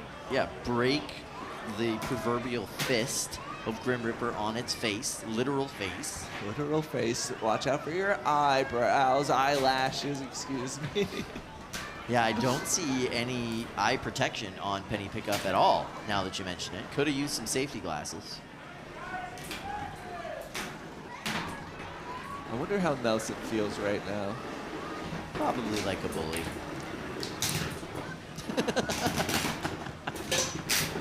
I used to destroy my toys growing up, so I know that there is an appeal to it. Nelson did tell me there was pressure to make sure that the graphics on Grim Reaper looked really good. He knew he was going up such an aesthetically pleasing bot. He didn't want to look schlobby in comparison, so he did his best to make Grim Reaper look really nice for this matchup. And, Penny Pickup. Yeah, Not those wheels seeing are a pretty lot of shredded. movement. No. Yeah, look, there's some wheel chunk touching the ground on that back left corner of Penny Pickup, but I don't think there's a roller left in any of those wheels. So we have a knockout today for Nelson. Oh. And the Skeleton Crew looking good, but what's that? We had some movement right after the knockout was called. Interesting. And they made it to the door. Maybe Tom just said, I'm gonna stop moving. Yeah. Just please stop hitting me. He didn't want to tap out, Yeah. but he also didn't want to keep fighting. Well, it's kind of nice to give your opponent a knockout. You know what I mean? Yeah.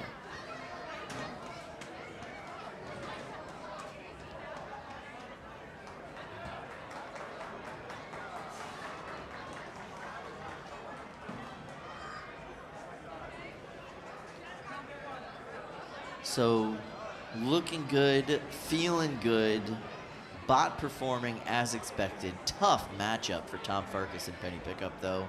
I'd say one of the most powerful horizontal spinners in that 3-pound weight class is not who you want to face. No, but I mean, it isn't the first time they've faced each other. Nelson has fought Frank, and he's fought Clockwork Princess Chelsea, and pretty much every one of Tom's bots except Pause. I almost forgot about Clockwork Princess Chelsea. Also, I really appreciate that Tom names his robots much in the same way that, you know, a little kid names their cats. Yeah. There was a question if Penny Pickup was a reference to our dummy test, which is like the weapon viability test, which we bring up to 3 pounds via coinage.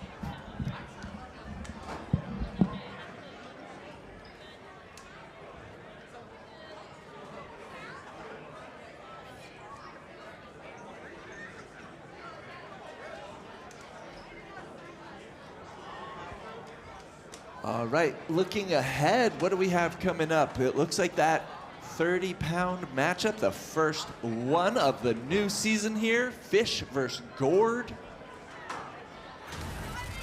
And so we are heading over to a beautifully pristine Cage 1 and hopping into the booth here with me, Adam Wrigley. Hello, Adam.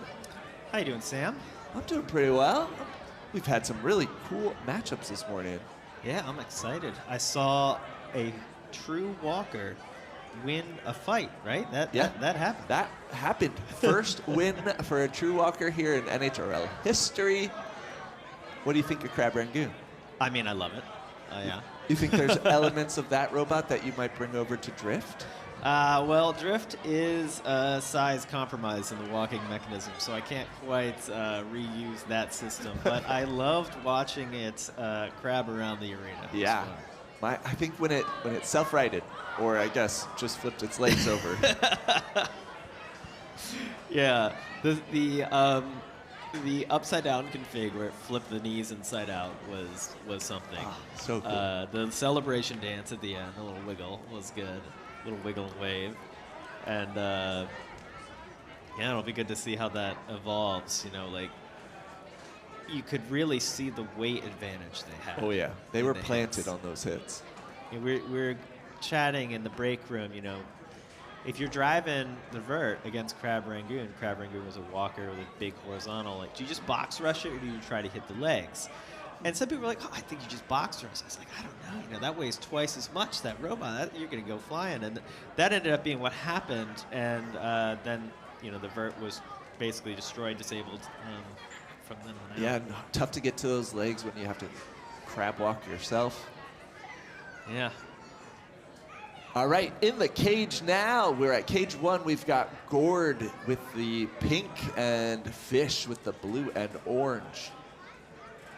I love how the robot colors match the eye colors on the house box.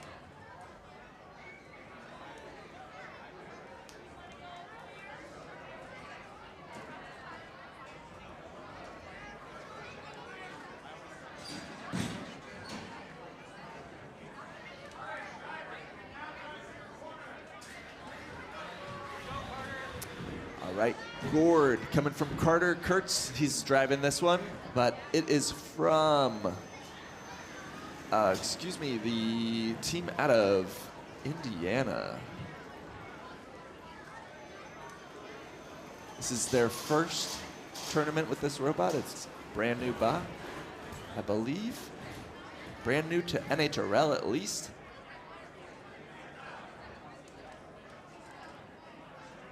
It's a first for Fish as well. Ethan Picture is the driver of that one, and it is their first time driving it at an NHRL event.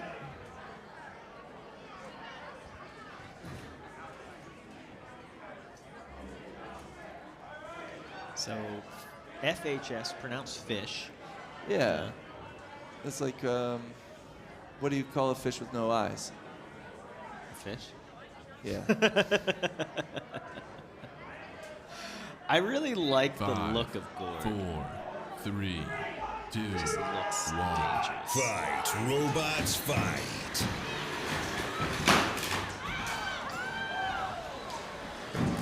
Gored winning the ground game here, taking advantage. A couple nice solid hits. Ford coming off with Fish there. Down to 1, down to 0. Uh-oh. Oh, Gored stopped for a split second there. What a Oh! Little front flip there. We're just juggling Fish at the wall. What is Gored going to be able to do here? Or what is Fish going to be able to do here?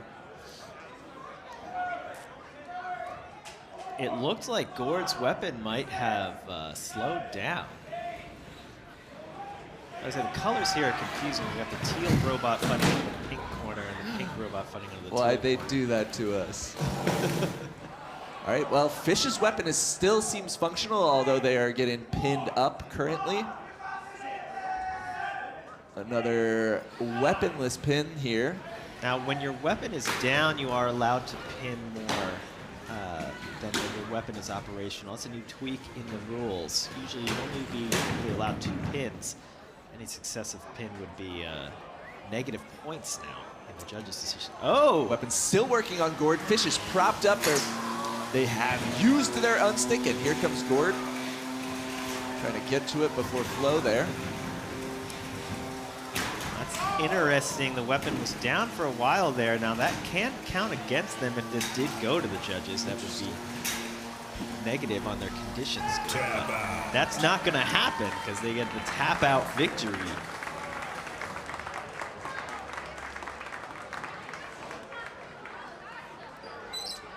Gored looks solid in that. Fish didn't look too bad either. They were both off to a decent start. Belt there sitting on the ground. Wonder whose that is. We know who the 2 forks belong to. Some wedgelets littered around the arena. It's interesting, I was looking at these bots in the pits, and I thought that some elements of Gored, although I loved the overall aesthetic, looked a bit fragile. It seems like it came out and definitely was not fragile in practice here. Looks pretty much unscathed. Yeah, And Fish does not. Fish looks a bit shredded. Shredded was the bits that are still attached were very wobbly toward the end. So these bots have very similar weapons and body styles, but Gored being 4-wheel drive and Fish being 2-wheel drive, how much of a difference do you think that made in this particular fight? Are they actually different wheels drives? I believe so. Huh. So I guess I assumed. Oh no, dude, I'm so wrong. Fish definitely has 4 wheels. Yeah, but they did write 2-wheel drive in there. That's to keep us on our toes here, and this is why I don't know why I'm looking at the stats when you can tell more just looking at the bots. Yeah. What does a Fish even need wheels for? Yeah. For those unaware, we do have a bunch of stats that we look at that tell us how many wheels a robot has, speed, fun facts, who built it, where they're from. Not always right. So definitely 4 wheels on both of these robots for the config.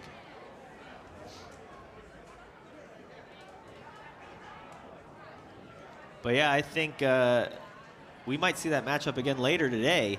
Oh, true. We only have 8 robots fighting in the 30 pounds today, so these are kind of practice fights for them. They'll be back, all of them, in prime time tonight, and we'll see who's going to make the top 4 and qualify for the Pro World Championships later this year. Exciting. But we might see that fight again. That was a fun one, a lot of power, and I think Gored has a good shot at the Golden Dumpster tonight, honestly.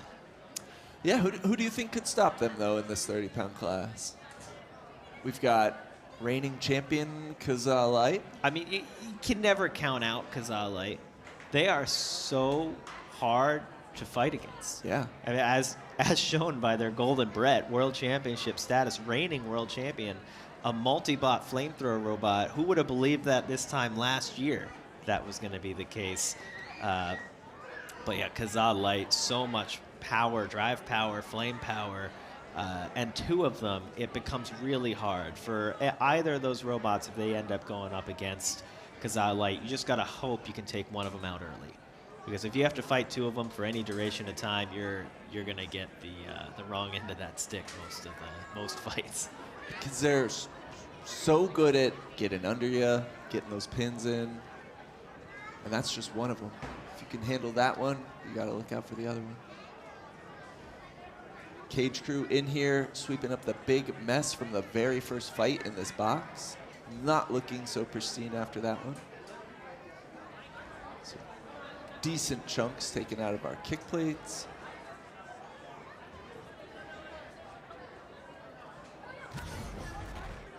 Taking a look up in the pits here. I see Jameson go, I see Aaron Fan. There's Crab Rangoon on the desk. It's that time of day when the pits are packed. Everyone's here, still in the tournament. No one knocked out yet. Everyone hoping they can make a deep run.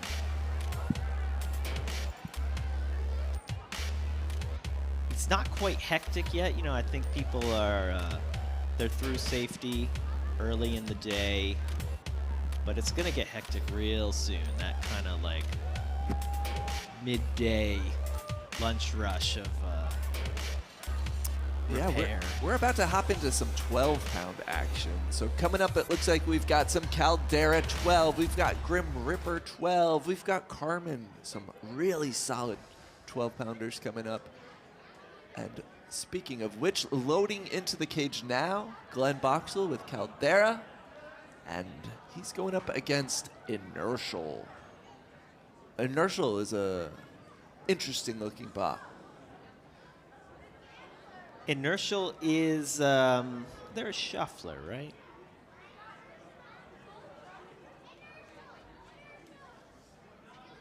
Let's see what our stats say. That's what it says, yeah. Shuffler, full body.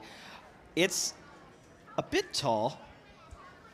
It's a bit unconventional in the shell construction. You can see they've kind of made it out of multiple pieces. Shell construction is one of the trickiest, most expensive bits of building a shell spinner. How do you make this large, sturdy piece? We'll see how it holds up against the, well-refined horizontal bar on Caldera 12 here. They use almost an ablative kind of plastic shell on Inertial, which is not common. They do have a metal ring, I believe, at the bottom of it, but a majority of the shell is, I think it's actually 3D printed TPU. And do you ever see them in your neck of the woods? They're coming out of Brooklyn. They are coming out of Brooklyn. I don't think I've run into them, though. Big town. Big town, yeah, I suppose. I think it's the fifth largest city in the U.S., I think, if you count it as its own. I thought it was a neighborhood. Single tooth blade on Inertial. I like their self-righting pole, little spike at an angle. It's nice. Giant single-sided tooth, getting good bite. One of the things you have to think about when you are a shell spinner, horizontal spinner, how much bite are you going to get? And that is extremely important when you're a shuffler. You're not quite as fast, so you design a single tooth to maximize the amount of bite per revolution you can get. You want to really dig into the opponent. Bite is basically how much of your tooth is impacting the opponent. Is it just like a millimeter at the edge, or you get like an inch 4, of bite? 3, that's 2, what you're going for. 1. Fight, robots, fight. Inertial struggling on that initial spin up. Caldera is not. A lot of smoke here in the arena and no spin. Caldera looks like they're getting right under that ring into the juicy innards. I think that's it, Adam. There's the tap out. Unfortunate for Inertial. You really want to see the shell spinner get up to speed and hold it. For what it's worth, the shell is still in one piece. But I can see some of the internals are not. So what do you think happened there? It had to have been something to do with that spin up. Yeah, a bunch of smoke came out. I don't know. You can see it's a gear-driven shell spinner here as you look through the lid. So it wasn't a belt slip or anything like that. Probably some sort of the motor or the controller smoked. There's a, I can speak from experience here. It's hard not to gun it when you have a shell spinner. You want to floor it. You can see they spun it up a little bit before the fight. Probably tapped it. Tried to gun it, prevent the box rush from getting there too early, and then when you gun it, you stress all your components a bit more. Yeah. And that can often blow something up. You're gonna pull more amps at full throttle. So, I think the next time they come out, we'll probably see them go a little slower on the spin up. Hopefully. Yeah. Learn a lesson from that one. Ramp it up. You can program those ramps into the controller as well. Keep yourself from accidentally coming too fast. Would you do that? So would you do that? We did do that in our second fight with Drift, and we made it go too slow. So then we had an override and blasted the override, and then same thing happened. Yeah, shell spinners are tricky. The interesting thing about their height off the ground there, that can be an advantage once you get up to speed. What you really don't want is you don't want your shell digging into the ground, so that extra ground clearance can be helpful. It's more like a horizontal disc, but it can also hurt you because people can get under it, as we saw there with the undercutter tearing up their inside Caldera 12. Just the right height.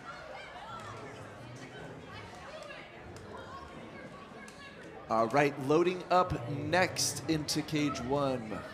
We're going to have Grim Ripper 12 from Nelson Byros and Capsize from Sarah.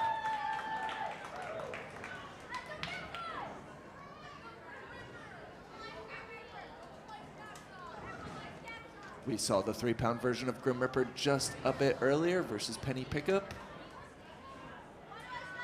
Very similar archetype, pretty much identical archetype, just a few aesthetic differences. The 12-pound Grim Reaper runs steel outer armor versus the UHMW on the 3-pound version. And it is beautiful for this tournament. Grim Reaper is one of my favorite robots. You know, it's just rocking this kind of old school, classic 90s-esque shape. You just don't see that much today. And they make it work. They come out really dangerous robot.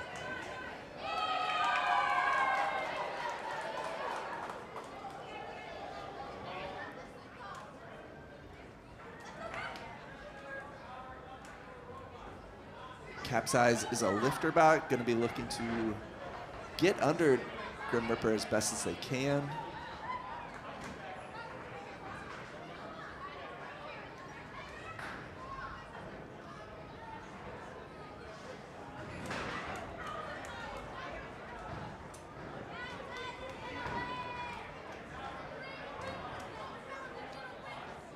Weapon locks are coming off. Who do you got here, Sam? I'm not super familiar with Capsize, but looking at their stats, looks like they got an 0-2 overall record. I think I want to see them drive out. I want to see how fast they are, and that will make a huge difference. I've got Grim Reaper. Yeah, I'm a big Grim Reaper fan. I think this is a decent matchup for them. You know, Capsize could come out, weapon up. That's what they're doing. They have that wedge if they drive well, but Grim Reaper catches that edge, catches those wheel guards. You know, it'll be all over pretty fast for Capsize, so they'll need to really drive well here. You never know. You know, some people it just takes a little bit of time, they get going, but they're coming in 0-2. Grim Reaper sitting at 17-14, a lot more experience, a lot more wins. Grim Reaper got to be the favorite coming in. 4, Definitely. 3, 2, 1. Fight, robots, fight. Good first hit by Capsize. Now with the new rules here, going in with a wedge with your weapon up is not going to be getting you any of those attack points. So Capsize can do this, but they'll have to start using their weapon, not start using it effectively, or causing damage on Grim Reaper. Because right now, this is basically all judges' points for Grim Reaper. That was a slam, though. Good slam. I don't think that counts either, though. They didn't use their weapon. So new rules here today at NHRL for judging. We only have 2 categories. We have attack and we have condition. Condition is basically a new damage. How damaged is your robot? How good is the condition? You get points for the better condition your robot is in at the end. But attack is a real trick here. Uh-oh. Attack is how consistently are you doing harm to your opponent or attempting to do harm using your active weapon basically for the duration of the fight. So far, Capsize hasn't used their active weapon at all, and Grim Reaper is pretty successfully doing harm to Capsize. So if this does go to a judge's decision, which who knows, with a minute and a half left, Grim Reaper looking good. Yeah, it looks like Capsize has been reduced to just pivoting in place, trying to keep that wedge facing Grim Reaper as Grim Reaper is circling around them, looking for an edge to catch. Uh-oh, that's a battery. Tap out. Ooh, wiring harness strewn about, top plates all on the floor.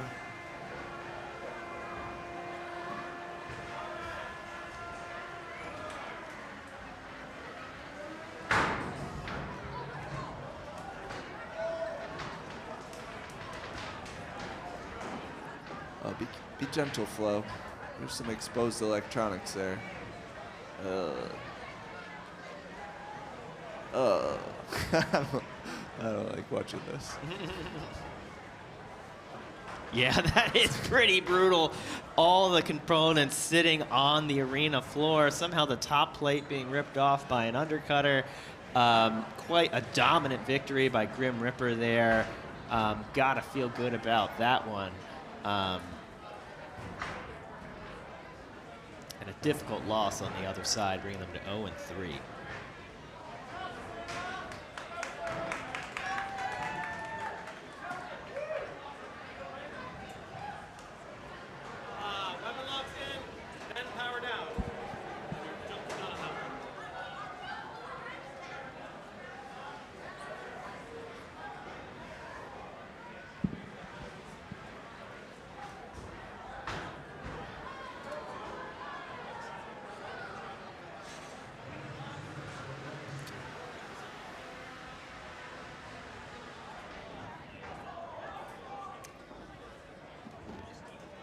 Right, it looks like we're gonna have another 12-pound match in cage 1. It's looking like Carmen and Benny Johm.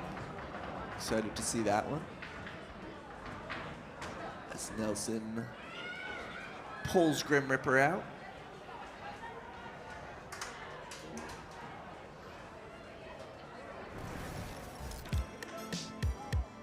All right, taking a look in the pits.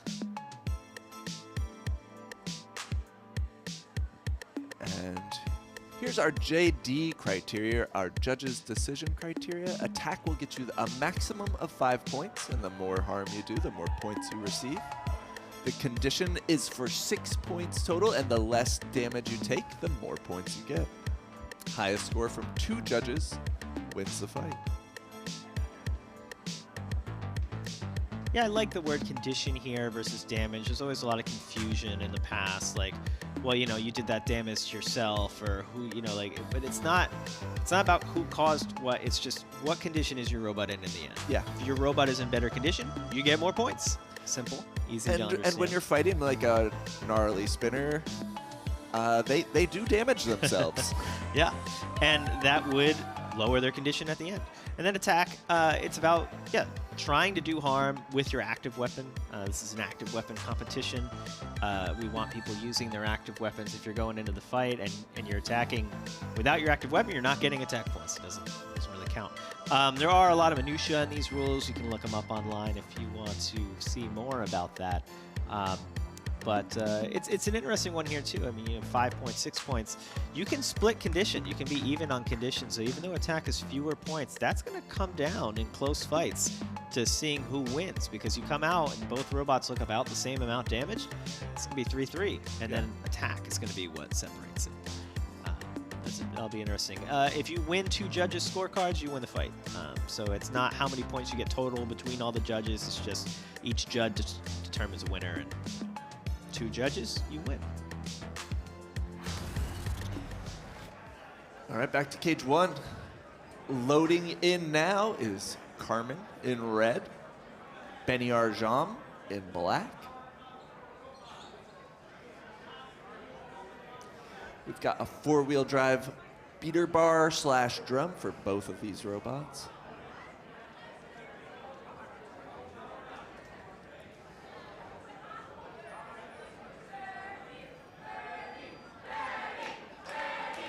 Crowd is chanting for their friend Benny.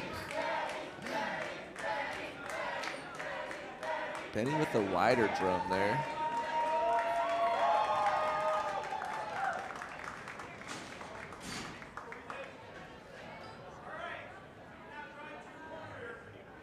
Michael Shore, the driver of Carmen, coming out of Pittsburgh, PA. He is the number 6 seed in the 12-pound class.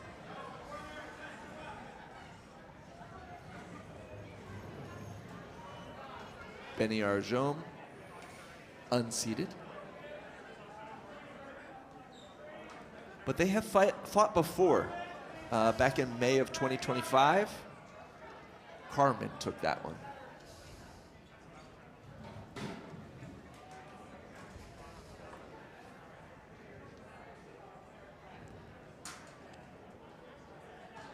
Michael Shore, part of the Plum lineage out of Plum High in PA. 5, 4, A lot of 3, champions came from 2, that school program. 1. Awesome Fight, matchup here. No robots, forks versus some really low wide forks. Lots of screaming. Ooh. Benny winning the config battle there over Carmen on the first engagement. How's it going to keep up? Looks like one of those forks isn't going to keep up. Yeah, one of them's going right off. Carmen keeps coming down on top of Benny. Got to be careful with that. Oh, and there's the second fork. And that one's bent up. They're both bent up, not even removed. Carmen taking that exchange. Benny now flipped upside down. Not a lot of movement out of their wheels or weapon. Ooh. Tap out. Almost tapped out in time to keep the battery in.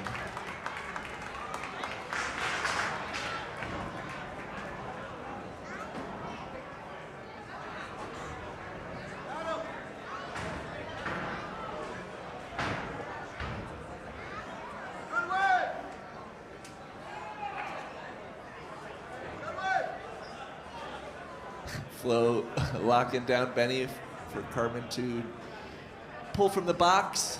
I don't know if it's super necessary on Flo's part with that battery sitting right in front of the drum there.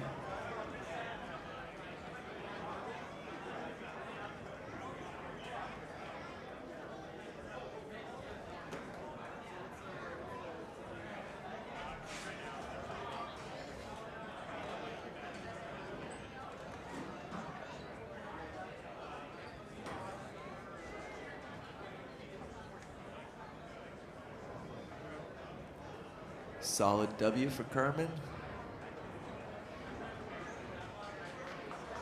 Back to the pits, probably just to charge up.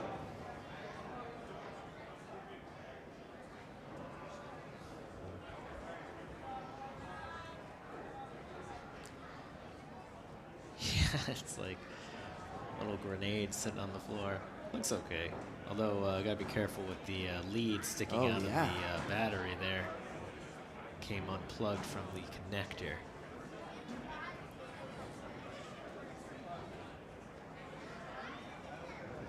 Still turning the bot off just in case. Maybe it's got another battery for drive or weapon or something.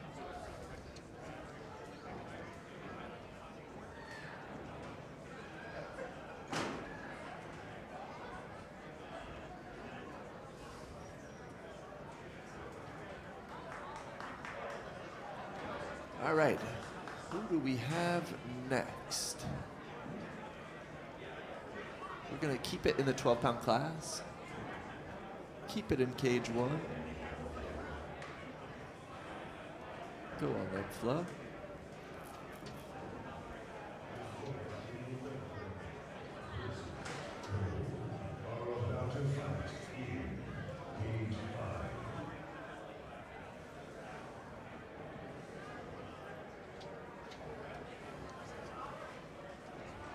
All right, while we wait for this next 12-pound match, let's go ahead and toss it to me from the past, explaining the updates to the 2026 season. Fights, clearer outcomes, and a stronger experience for both fans and competitors alike. Here's what's new for the 2026 season at the National Havoc Robot League. The 2026 rule set pushes much harder towards using your active weapon to attack and cause actual harm. It's always been this way at NHRL, but now we're doubling down. Why? Because it leads to more entertaining fights, more understandable outcomes, and a better experience overall for everyone, both watching and competing. Judging now reflects that philosophy. We've gone from 3 judging categories down to 2, condition and attack. Condition replaces what used to be known as damage, but it's flipped. Instead of getting judged on the damage you do to your opponent, you're now judged on the condition of your robot at the end of the match. Attack replaces control and aggression, and it measures the intensity and frequency of your attacks, and critically, how effective you were at causing harm with your active weapon. Going from 3 categories to 2 will allow us to have faster judges' decisions, more consistency, and a clearer alignment between what happens in the cage and what fans expect the outcome of the match to be. Next up, how you compete. So for 2026, we have 3 distinct competitive paths. Some people enjoy showing up, immediately getting matched up against elite teams, and going 0-2. But that doesn't necessarily make you a better builder, and it isn't necessarily the best on-ramp into the sport of fighting robots. XP creates a softer landing for newcomers, so they get more fights, more experience, and a clear progression towards open tournaments. The Opens stay largely the same, but with a more fair ranking system and a registration that prioritizes experienced competitors. The biggest addition for 2026 is the Pro Tour. The Pro Tour is 3 invite-only events. These events feature the absolute best builders in the world, major prizes, and the highest level of competition NHRL has ever seen. If you reach primetime at a qualifying event, you'll earn an invite. You don't have to attend, but we think you'll want to. Pro Tour introduces an NHRL Pro rank, which determines your seeding at the NHRL Pro World Championships. Top 4 at an Open still qualifies you for the World Champs, but your Pro Tour rank determines where you'll start. We want the intensity, the prestige, and energy of Worlds throughout the year, not just at the finale. Fans are showing up, builders are raising their game, and the demand is real. These changes represent the next stage of NHRL's evolution.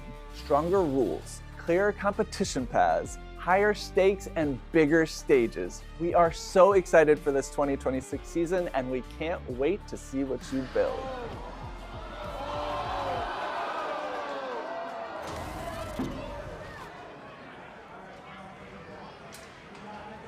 All right, we are in cage 1. We've got 12-pound 5, action. In the blue 4, corner is 3, Bananarchy, and in 2, the pink, 1. we have Fight, Robo-Cat. robots, fight.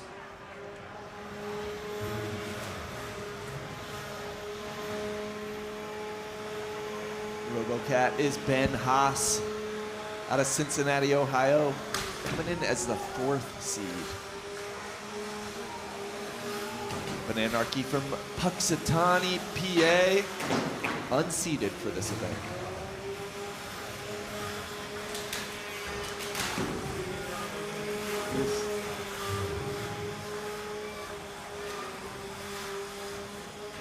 Flipping themselves over there from gyro forces. Wow. Bananarchy just running away, trying to spin up, running themselves into the Tap wall. out. There's the tap out. Nothing doing on their end. I wonder what was wrong with the weapon there at the end of the fight. Interesting.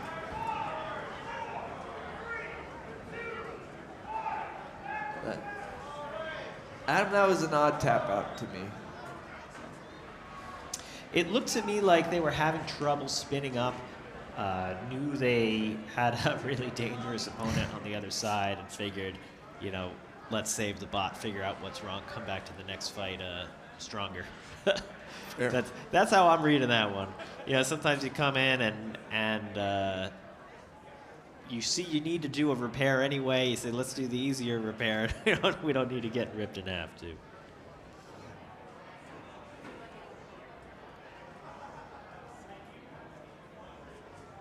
So, Robo-Cat moving on. Bananarchy gonna try and get this sorted out in the pits. They both have more fights to come.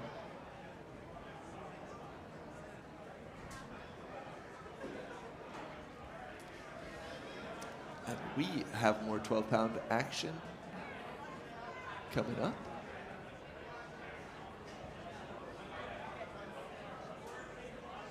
Cage crew coming out.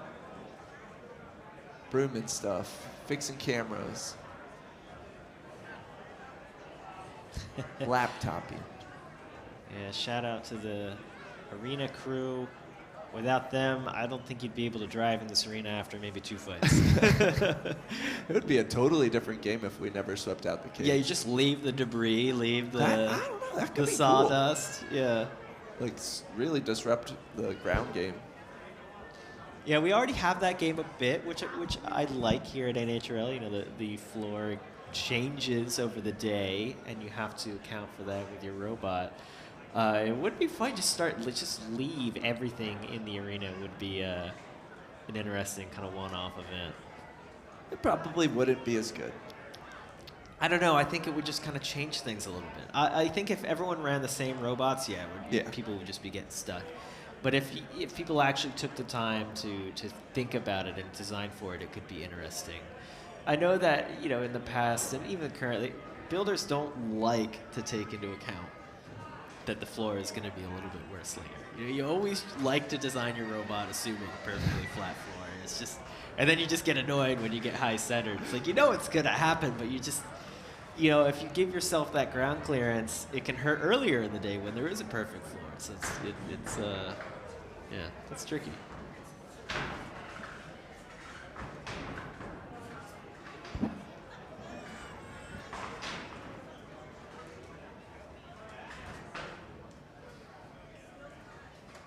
All right, looks like we have Bigheera and Carolina Reaper loading into the cage now.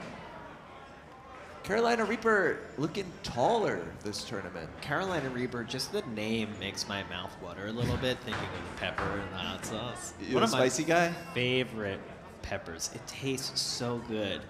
The flavor of the Carolina Reaper pepper is outstanding. I wish they just made a slightly less spicy one sometimes. But is- the robot, also great. Also great.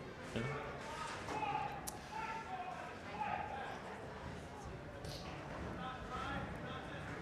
Yeah, Mark Harrison of Raleigh, North Carolina, and Carolina Reaper. That makes sense.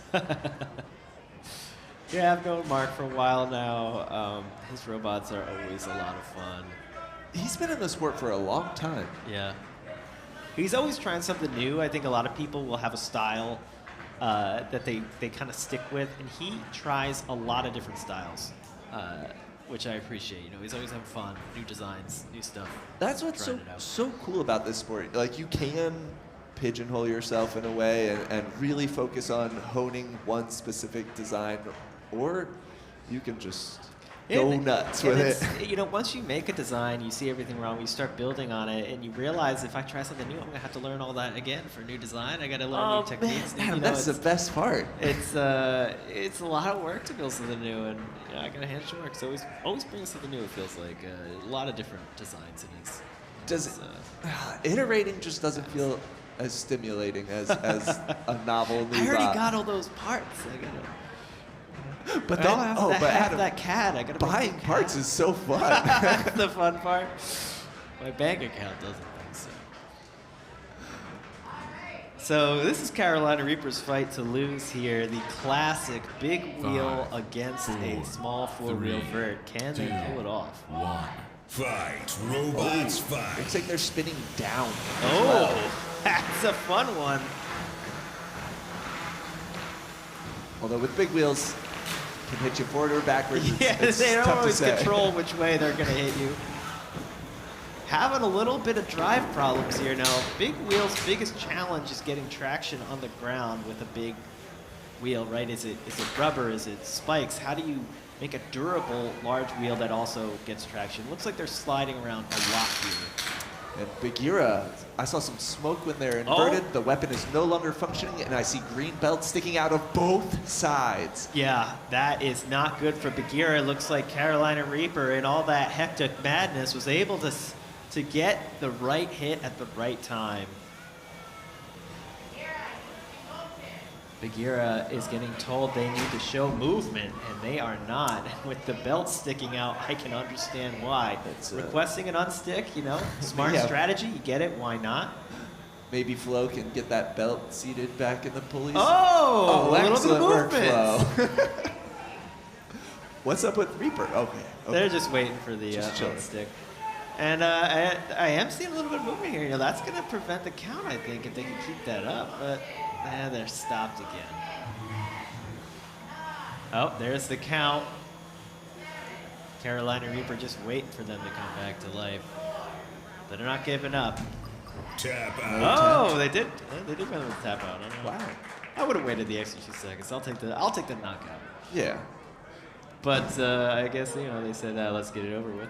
Unfortunate for Bigheera. I thought they had an opportunity there with the lack of mobility coming from Carolina Reaper, but Carolina Reaper nails that hit. Mark Harrison taking home the win. Inching closer to 500 with this bot. Was sitting at 3 and 6 coming into the fight. Going to leave at 4 and 6. And that's going to take Bigheera down to 7 and 7, 500 overall. A little bit of an upset there, Mark, against Nick Andreas. And it looks like we have one more 12-pound match this round, featuring Xenomorph. 12 pounds is an interesting class here. I think when you fight with the 3s, you fight with the 30s, the arena scale is pretty similar. You fight with the 12s, you get a nice big arena, you know? You're fighting in the 30-pound arena with smaller robots. You get a lot of room to drive around. And that does change the fight when you can drive around that much. You have that much room, and it can make a big difference if you have good maneuverability, you have that extra space.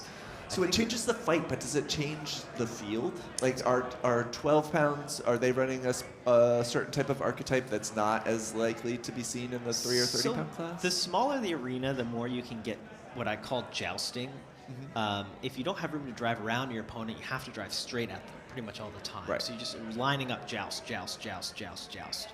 And you'll see that sometimes happen in the 3s and the 30s because there isn't a lot of room to really drive around your opponents. You can get stuck on the wall.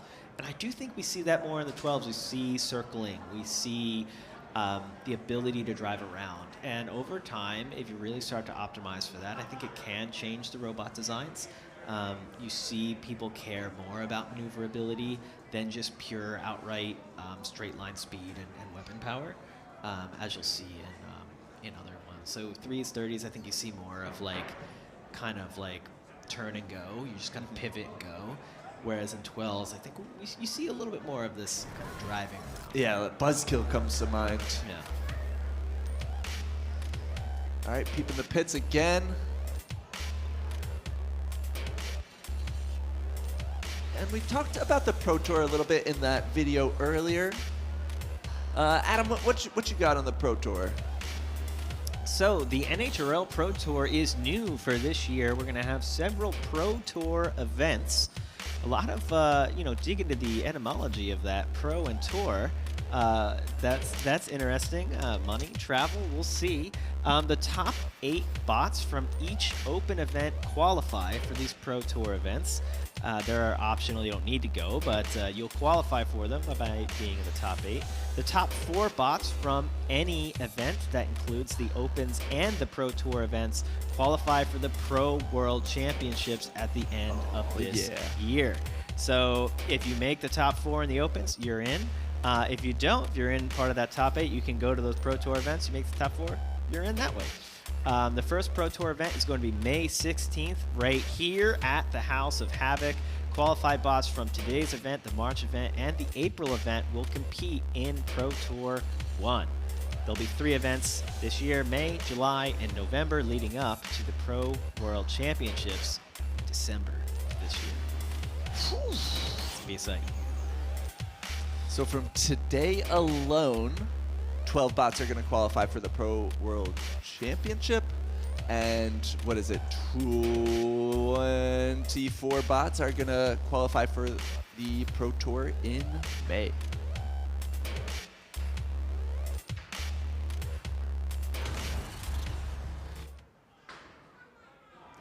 And loading into Cage 1. Right now we have Xenomorph in the black and green. And that's a lot of TPU in the orange. Xenomorph rocking that tower vert archetype. Big, tall, vertical spinner. That's a lot of TPU. That is a lot of TPU for sure. They are a lifter. Looking to flip Xenomorph as much as they possibly can. Now, we saw a lifter fight earlier where the robot really wasn't using it, pulled it out of the way. This robot, I like the design here. It's designed to keep the robot with the lifter down and functional, right? They can run into you with the lifter ready to go. 5, and the 4, materiality is such 3, that they can use 2, it a lot more often and not risk it Fight, getting torn off. We'll see if they do fight. here. TPU definitely quicker out the gate, slamming Xenomorph Big into the wall. slam, Xenomorph upside down. This is exactly what you want to do as a control bot. Get your opponent stuck. That's going to require an unstick.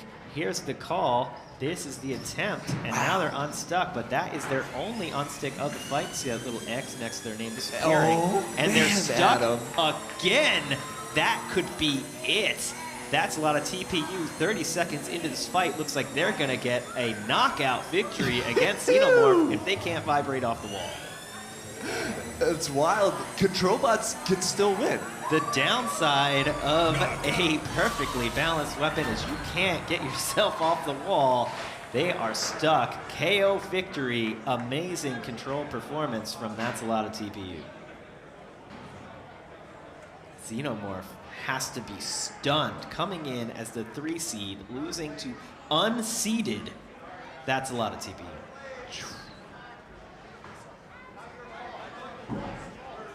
So for everyone asking, what do control bots do in this new judges rule set that removed the control category? Well, the answer is you do that. Yeah. You do what it takes to win, and that is putting your opponents into positions they cannot recover from. Yeah, that is exactly what we're looking to see here at NHRL really dominant performance, effective use of your weapon. And, you know, we say cause harm. If this had gone to the judges, all those sticks that they were getting of Xenomorph upside down on the wall, that is causing harm. That's what we mean. Putting your robot in a worse position. I saw people in the chat saying, you know, maybe a better word for this is impairment. You want to impair your opponent, which I like that word too. Just a lot of syllables. It is a lot of syllables, but you know, we can go impair. Impair works as well. Yeah, put them in a worse spot than they started the engagement, or at least attempt to. Yeah.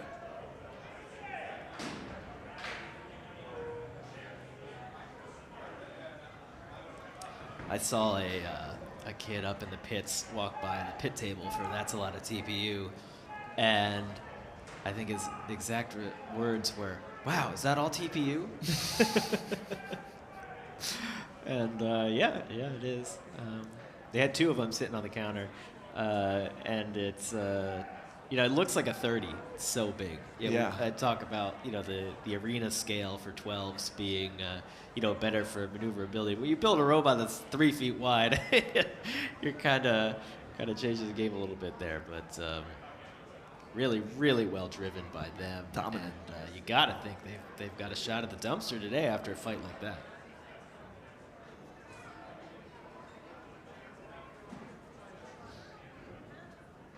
All right, so that is the first round of the 12-pound class. That is the first round of all the big bots. So we're going to head back to the 3-pounders.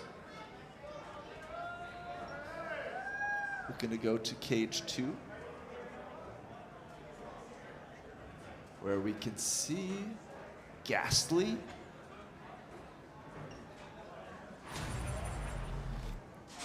Oh, we've got Caldera in the cage. Here comes Gh-Astley. I always have to wait for like the next robot to get put in with Caldera to tell like, is that Caldera 12 or is that Caldera 3? I'm like, okay, that's the 3. Bit of a mid-cutter mirror match here. Both horizontal spinners. Looks like Caldera might have a slightly larger blade. Maybe some a little thicker weapon supports, but similar design styles, similar build styles. Gh-Astley running the wedge in the back. Yeah, I wonder, you think they'll go wedge first here against Caldera? Ooh, no, that's not how you want to start a fight. Coming right out of the gate with 1 wheel.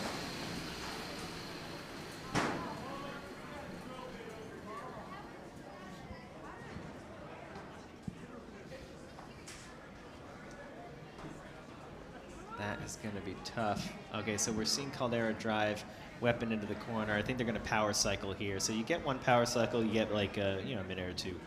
Try and get your robot working. Oh, maybe not. Now Caldera driving back to the door. Let's see what they do here.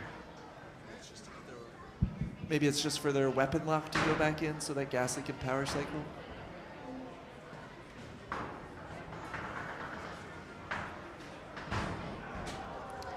So Glenn mentioned to me that he's got a fan on his pit crew today who's been to every NHRL event of last year. Huge fan of Caldera. He brought him along. I wonder if that's him there. And he'll be with him today, arena side, getting a real up-close view of the robot in action. Just a huge Caldera fan, so it's real nice of Glenn.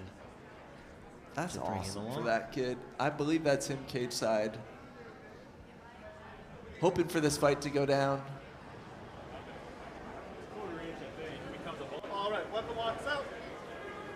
Okay, locks coming back out. I think they just did a quick re-sweep. Yeah, it looked like there was a drill bit on the ground.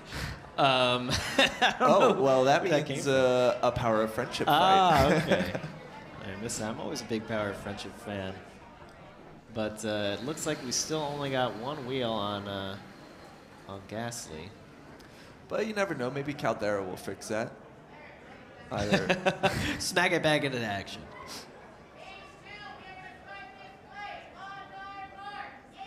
5, 4, 3, 2, 1. Fight, robots, fight. Ooh, big smack off the back. Gh-Astley not getting anything here. Can't really get fully up to speed.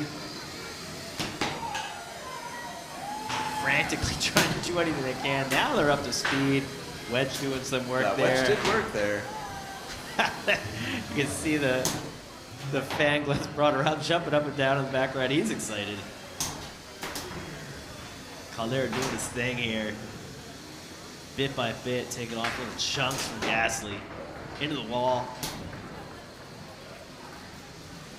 You can see that Gh-Astley is really just on the defensive here, unable to really do much.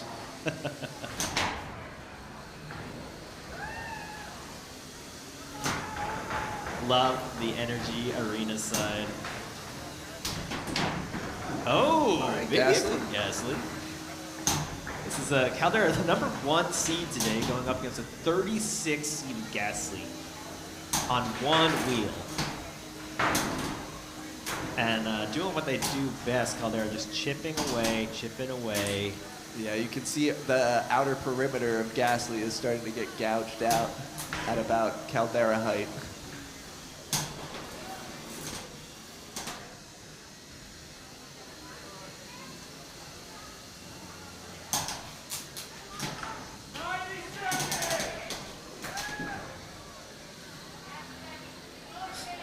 Not a lot of drive coming from Gh-Astley. Ref called for some motion. They gave a touch. Here's some motion for you. Caldera not spinning. I think they're probably just being nice here, waiting for Gh-Astley to move. This looks like it's going to be a count out. Gh-Astley can't move. Oh, there's the unstick. Caldera, very nice at giving them an unstick. Yeah. Here you go. I don't think they're stuck, though. So. I don't think so either. Love what the else can energy you do? from the super fan. He's got to be excited there for a tap out victory from his favorite robot, Caldera. Core memory unlocked here.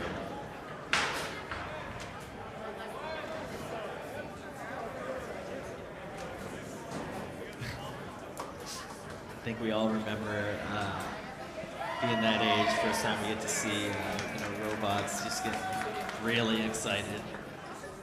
There's not much else like that for a kid. It's like,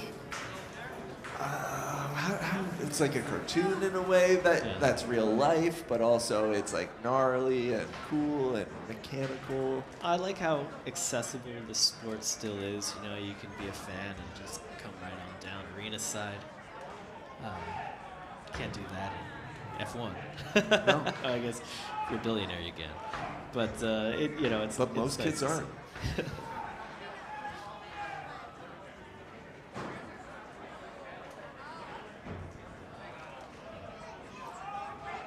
Some more 3-pound action coming up. I see Chainsaw Kitty on the list. I see Anubis versus BRZRKR coming up. I'm looking forward to that one. Pipeline Punch versus Nitro Hornet. That's going to be a good one. Reigning champion Pinevictus versus Power On. That's going to be an awesome beater bar matchup. We've got Mako versus Knight, Titanium Hwhite, and Grond. Comet's coming back. Crab Rangoon, Sir Slicey, Golden Dumpster winner. We've got some good 3-pound matches coming up.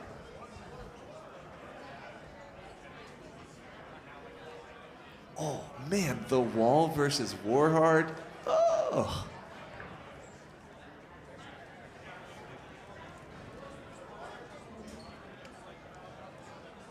I am excited for some Titanium Hwhite action. I don't know if we're going to get it on stream or not.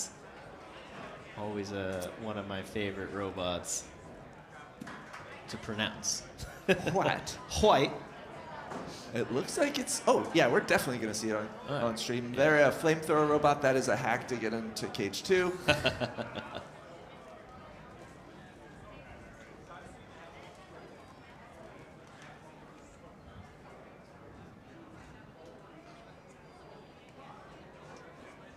Who do we have right now in Cage 2? It's Chainsaw Kitty.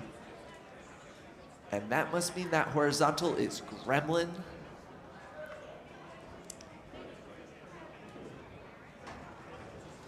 Gremlin is a shuffling horizontal, driven by Connor Middlebrooks. Yeah, Chainsaw Kitty coming in ranked 6th, seeded 6th for this tournament, going up against an unseeded Gremlin out of Georgia. I wonder if he has access to the Robo-Jackets down there. I wonder. It looks nasty. Yeah, this is their first event. They're sitting at 1-0. It looks heavy. It looks planted. You know, they're sitting on a 50% weight bonus here with the shuffler. So, you know, ranking aside, this is not an easy matchup for Chainsaw Kitty. 3, 2. I expect 1. KaZaA to be box rushing with Chainsaw. Robots fight. Not so much. Oh, first hit sent Gremlin skyward. And is that a bent blade on? Yeah, they are not spinning. That is going to be tough to come back from. Chainsaw Kitty now has the upper hand for 2 minutes and 40 seconds. And that's a tap out. They do not want to put up with that weapon for that amount of time. That first hit. Yeah. I don't know what broke. Something broke. Is it bent? Is it stuck against their frame? There's something weird going on in that nose up there. I like their sticker though. Doesn't quite look straight. I'm seeing a Is belt. that- oh, the Yeah, belt is just there's a belt completely entangled in that front pulley. Whew. Big hit. Those are the types of details, reliability things that you have to dial in over time with a new robot. You know, Yeah. belt tension, belt retainment. It's the little details that we could never see here on stream, and you're never going to know until you start building these. Just how to get that. Adam, right. belt retention seems like really hard to get right. We are always seeing belts come off. Yeah, yeah. You generally need some sort of idler pulley or an adjustment on your weapon motor to get that tension just right. We've seen a lot more people going with gears lately, honestly, in the pits. I see Yeah. even bigger robots are going with I saw custom Xenomorph was custom running gears. Yeah, printed gears. They're not efficient when you use a gear like that, but you know we're only in the arena for 3 minutes. Efficiency doesn't really matter. We need durability, reliability. Gears can have other issues. They can send shocks through your drivetrain, right? Belts tend to isolate that a bit more. Okay, But, even like a toothed belt, like a timing belt. It's still going to give you a little bit more isolation. Okay. But you know, GPU gears are also giving you some of that. So there's interesting material things at play here that you're never going to see industrial-wise or in industry that are happening in these robots for the unique use cases to avoid just what happened there with these belts coming in. All right, that looks like Anubis and Berserker. This is a matchup of beautiful robots.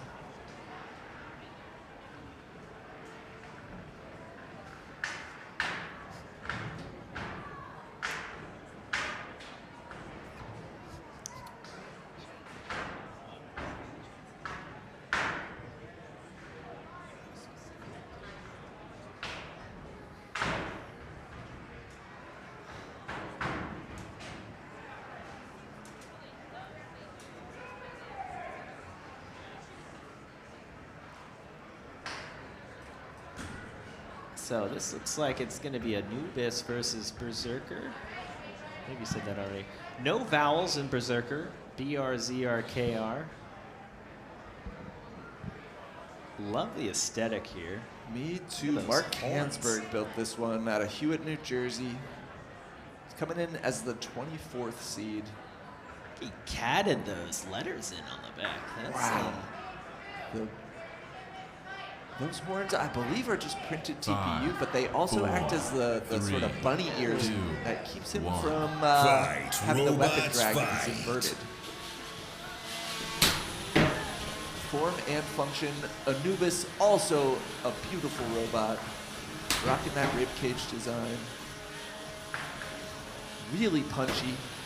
ooh, nice hit from Berserker there. Anubis sent flying around the arena, just getting back onto their wheels in time to avoid another hit. Oh, the weapon is down on Berserker right now. It is not down on Anubis, sending him into the ceiling. A little roof shot there. Berserker, what can they do? I'm hearing something kind of spin up. I wonder if it's another belt issue here. I think that's Anubis's weapon. Oh, Like prior to the impact, they're trying to rev it up. could be. Oh, now it's quiet. So quiet. Looks completely dead. Okay, drive came back. Oh, looks like they're having a little bit of issue with the wheels reaching the ground. We talked about the floor getting a bit chewed up, not being perfectly flat. Not a lot of ground clearance for Anubis when they're upside down and only 2 wheels at the back. Not a good time to lose your weapon. So we get into the end of the fight here. Condition-wise, at this point, both these robots are the same. It would come down to who's going to win that attack score. Once your weapons are down, the rules kind of change a little bit in attack. You can pin more, you can Nice. slam more, you can Anthony get attack able points to out. right Anubis. Ooh, great Berserker. little flip there Little for flip. Berserker. Seem to also flip themselves. That's yeah, there you go. Nice little self-righting horns. Anubis is not having fun driving upside down. They just get themselves back over, and Berserker says, not so fast. That could really help them out in an eventual judge's decision here, although Anubis was racking up the points with Berserker's weapon down early. A pin here from Berserker.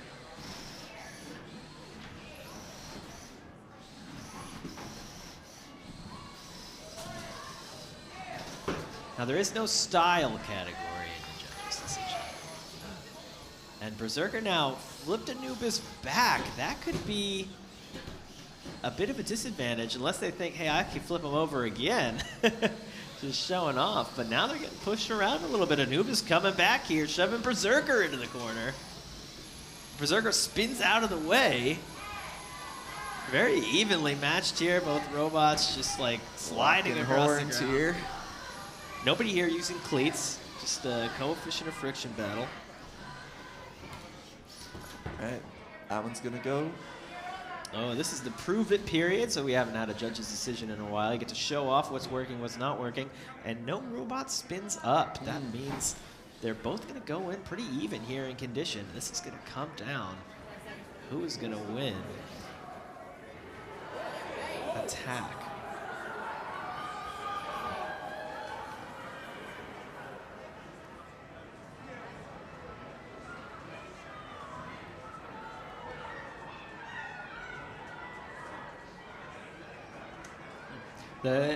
This prove it period here at the end of the fight is really important. It shows the judges, what's working, what's not working.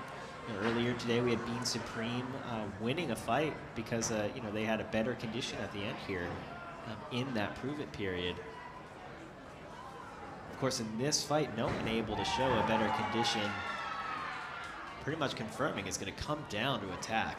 That's a tough one. I don't know how they're going to call it. This is a tough one for the judges for That's sure. right. The judges need to use their judgment, as they say.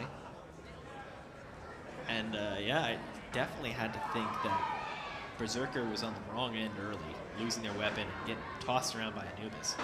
But this latter half of the fight, Berserker doing quite well.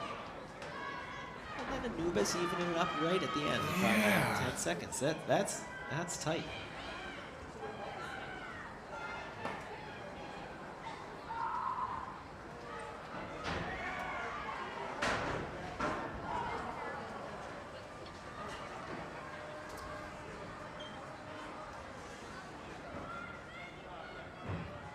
All right, we got a battery swap happening on the house spot there. Brett's getting some new energy.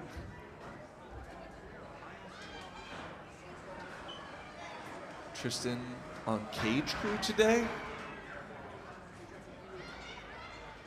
Somehow fits into Cage 3. We got to switch up in the booth. We got Dima on the mic. What's up, Dima? Nothing much. Just at my favorite place on Earth. Oh. In my favorite chair on Earth, the left chair in the commentary Oh, yeah, booth. that is nice. That is nice, yeah. The right chair, it's okay.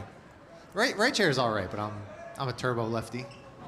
All right, it looks like we have Pinevictus and Power On loading up in Cage 2 right now. Reigning champion Pinevictus. Alex Wayne. In terms of vert style and configuration, one might call this a mirror match. Depending on what other sort of games or sports you play, one might call this a ditto.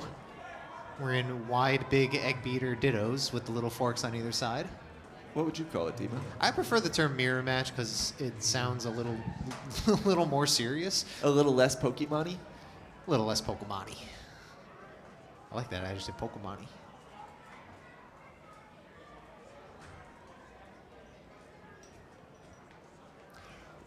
Pinevictus, the reigning champion, but coming in as the 8th seed for this tournament.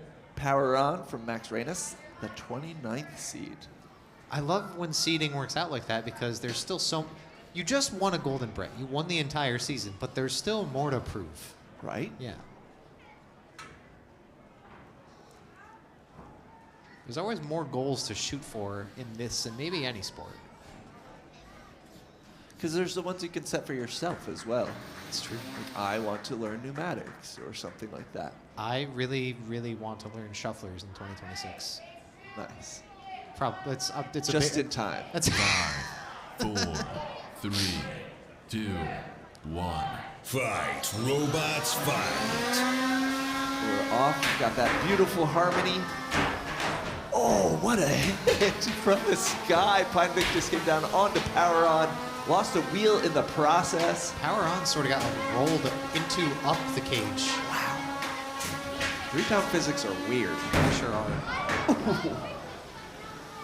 They both have similar weapons, but it looks like Pinevictus is just getting way more bite per shot. You think that's drivetrain related? I think so. I think that speaks to Pinevictus's extremely fast drive. Just taking a shot to Brett there as well. Power On no longer spinning. Beater bar's looking a bit crooked, and he's a hat! This fight has it all. Oof. Oh, I don't know how many more shots Power On could even take out. Every time he came down from the ceiling, he had less parts attached. See wheels coming off. We see white parts of the chassis flaking off. The top plate was not sitting flush on the robot any longer. At some point, you got to make the decision. Wow. Power On's a scary robot, too. Just dismantled. Battery all out. Guts are out of the robot. I didn't even see that battery until now. Yeah, you got to tap out when your bot can't move anymore. There's a little bit of an adage that I've said to people I've coached in the past that's something like, if you're in the cage and you are driving, you got to drive like it's winnable no matter what. Even if your weapon's down, even if you've got half drive, whatever, you got to drive like you can win. And as soon as you feel like it's totally not winnable, then you got to tap out. Yeah, you play to your outs. Always play to your outs, and if you really truly believe that there's no outs, then why are you driving? Then it's the tap out. Yeah, situation. the out is the repairs that you're gonna do in the pits for your next fight. Playing to your out in that regard is playing to the next fight. And sometimes that's a decision you have to make. It's hard to make decisions like that in the moment, though, is it not? Of course it is. That's the beauty of the sport, though, and the sort of fast on your feet thinking that is required. Not just, okay, where do I need to be in the cage to score a big hit on my opponent next? It's also, what is going to happen in the next fight that I might have to be ready for that dictates how I drive right now in this moment, in this fight.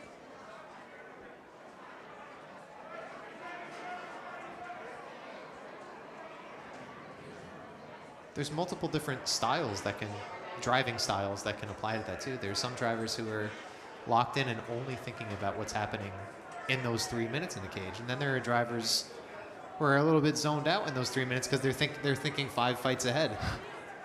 Everybody's different. You think some folks are thinking about their last fight when they're in the cage? It's got to be, right? But I don't know how good that strategy is to dwell. Oh, I don't know. If you learn stuff in your last fight, it might be helpful. I'll be like, oh, I'd better not approach from this angle because that's how his horizontal catches my wedge every time. Might call that style a studier. Studier. You study? No, You vibe it out? Listen. Don't be like me, anybody listening here, but I'm so bad with my homework. I don't do my homework in anything. It's my worst habit. Don't be like me. Be like me in any other regard you want, but just do your homework, guys, okay? It's true of all my hobbies. Robots, Tekken. There's so many, all that frame data I don't know because I won't do my darn homework. Hey, you're not studying spreadsheets? I should be. People, I'll say, send me that spreadsheet so I can do the homework, and then they send it to me, and I never open it again. I stick it in the back of my backpack, and I don't look at it until after the semester's over. All right, looks like we've got some new bots starting to load into Cage 2. I believe that is Grond right there with the beater bar going up against Titanium Hwhite with the dual torches. I've already seen Titanium Hwhite today, but Fire is always so exciting, so I'm just as hyped to see them now as I was, a couple hours ago. Just as hyped. Just as hyped. And how did they do in their first match, Dima? Well, it was Mako, and Mako has a really great matchup, especially with the multi against these sort of robots, where if you're not trying to disable Julian's saw, or you're not able to take the saw out of the equation, he might eventually find that lineup for a big one-hit KO that he was looking for. Yeah. Instead of getting a one-hit KO, he did get a bunch of deep cuts. You got to think that this is a different chassis than the one that we saw in the first fight, because that first one got cut up by Mako.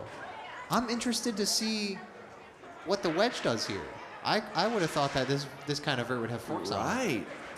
Generally, folks are only running wedges like that against horizontal spinners. Maybe they think it blocks flame. Maybe their forks were TPU. Interesting. I did not think of that. That's a really good point. If you typically run plastic forks and you don't have metal forks for your weight configuration or whatever, or you just don't have them that day, then you kind of want to run as much metal as possible against a flamethrower like Titanium Hwhite. They have definitely done their aluminum tape as well on those uprights. Uprights where the belts are housed, definitely want to protect those against flame.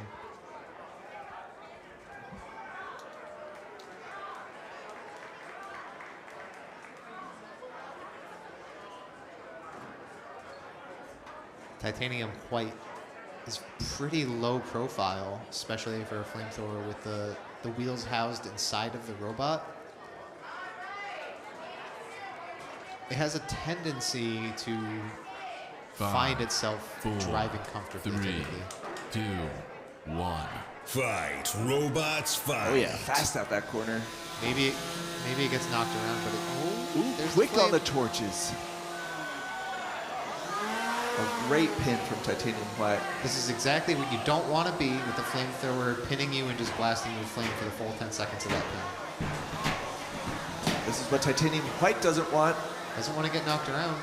Ground on their broadside. At least when inverted, Titanium Hwhite is still touching the ground with its wheels. It can still drive as normal, but you don't want to get juggled. Looks like only one torch is active on Titanium Hwhite right now. And he's a hat.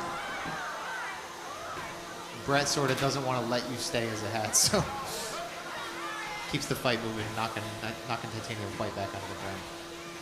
I thought Brett was more fashionable than that. Yeah, one torch is still active. You can see the flame right there burning the other side of Grond. A lingering flame.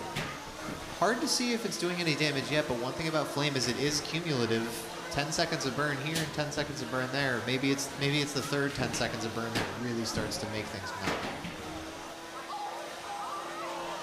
Okay, let's see that. That's an unstick request. Let's see the house bot move and let him get free.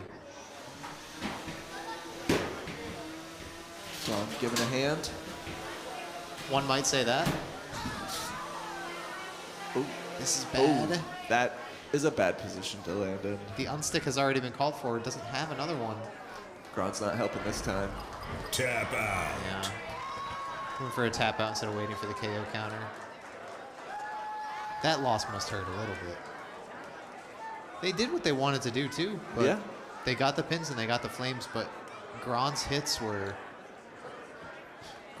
exactly what they wanted. Not only were they knocking Titanium Hwhite around and not letting them dictate the pace of the match, they were also getting what appeared to be significant damage and forcing Titanium White into really bad positioning where they needed to use an unstick. And then when they needed a second one, matter was already over.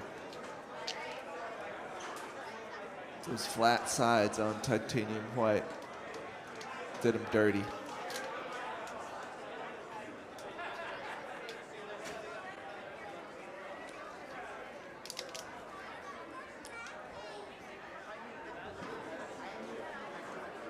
All right, I see next up after this fight in Cage 2, we've got Crab Rangoon, our true walker, our most victorious true walker in all of NHRL history. With one win. If anybody is watching now and didn't see Crab Rangoon's fight earlier, I keep saying this, but it's not any less true. You are in for yet another treat. Yet another cheesy, cream cheese filled, crunchy treat. It's not just like a feat of engineering. It's not just really cool to watch. It's not just like beautiful in motion, beautiful in picture. Oh, sorry to interrupt myself, but we can see some melting on Grond. Some TPU cookery. That's the effect of that flame that you saw. A couple more pins. Yeah. And a couple more sort of like blasts of fire, and that'll be melted so bad that the wheels are stuck completely. Yeah. Yeah. But they did what they needed to not get melted so bad. It was a good fight. It's nice to see both bots do exactly what you said, just do what they want to do, execute properly on their strategy, and then it is a matter of who can execute their strategy stronger, faster, what have you.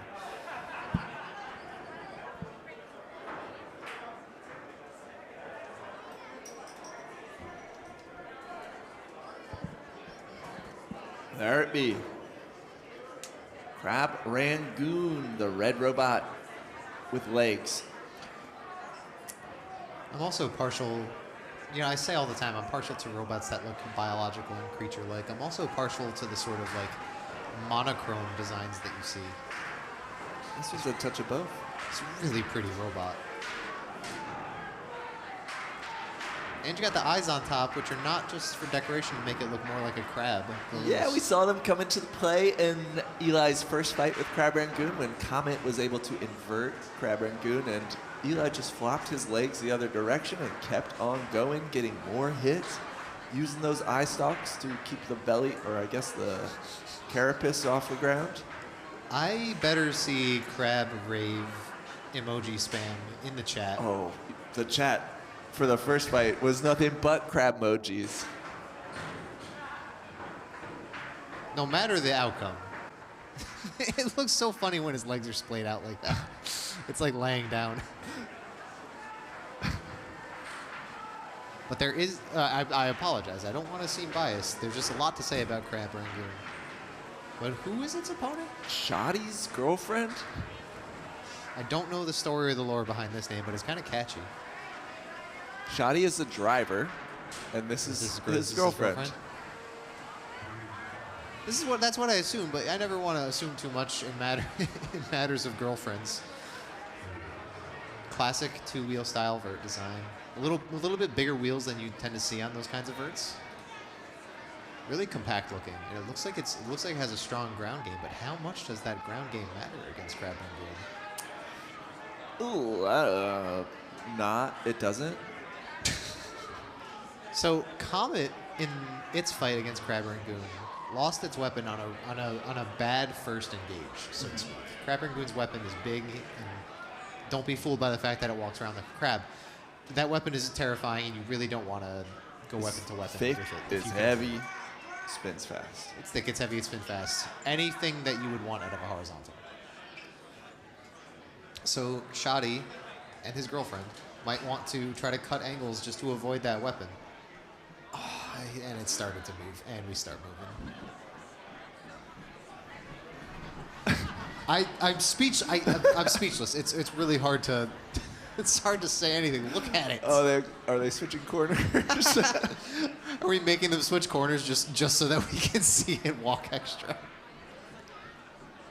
Oh my goodness. You can make it, buddy. Come on. Come on, then, little crab. Just a little more. Ah, there we go. Then we turn around. There he got his little butt plate shaking towards the camera. The reverse. Got a little weapon check. Oh! Hi, everyone. Hi, everybody. Hi, Crab Rangoon.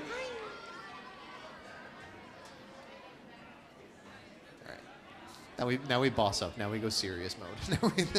now we go into default position. Yeah, that's the thing. Its default position is very stanced. You might not be able to tell anybody if you can't get a good camera angle on, especially when it's spinning. But that blade is shaped like a crab 5, claw.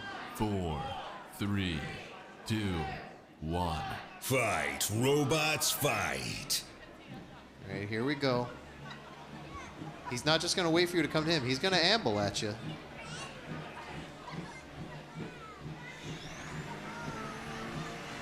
right, Shadi realizes and has decided, let me get around that weapon. Let me use the fact that I have wheels to my advantage. All right, he's under the impression that it might be easier with the weapon not spinning. Yeah, just sort of avoiding his own gyro. Eli turning as fast as he can to not let that happen. Doing a great job of staying square. You know, you got to point your weapon at the opponent, even if you walk around like a crab. And his weapon hasn't spun down at all. It's spinning. It's spinning. It's just so quiet. It must be really dialed in. Which is pretty impressive for a crab claw, finding that center of mass. Yeah, for everything else going on with the robots.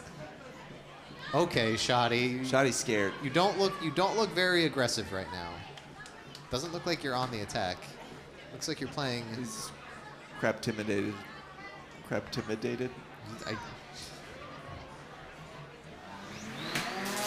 Oh no! That'll grow back. That'll grow back in the next molt. Walking pretty proficiently without that leg sort of dangling off a little bit. You can see it by its wires. Okay, Shadi, that was great for harming Crab Rangoon's condition, but you know, if I'm judging, I want to see you attack a little more than that. They've got a minute or so. There you go. Now that leg is fully off. Fully off. Still able to. Why are you crab stopped? Why walk? are you stopped though? Are you afraid of the crab? No, he is not. I mean, their strat is decent. It's working. Better than Comet strat. Still walk with the back legs with the sort of, you know, under part of the chassis touching the ground. Now it's got a bit of a scoot. Crab Rangoon wants to score, obviously, at least one big hit before the fight is over. It's really cute. Okay, still has one leg. This is, okay, Shadi's doing a great job of picking the legs apart one by one. Now it's mobile.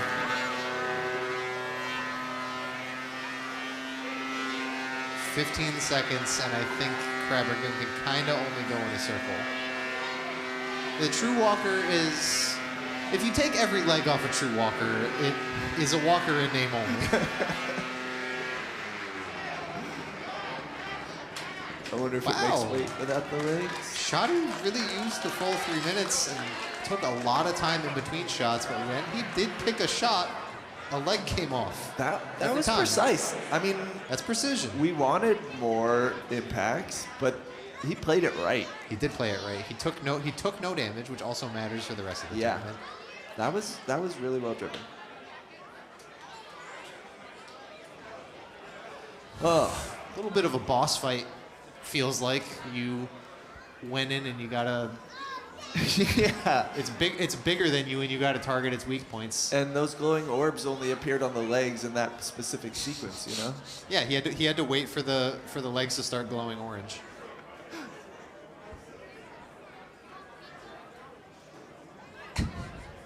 All right, Crab Rangoon still has one more fight in the prelims here.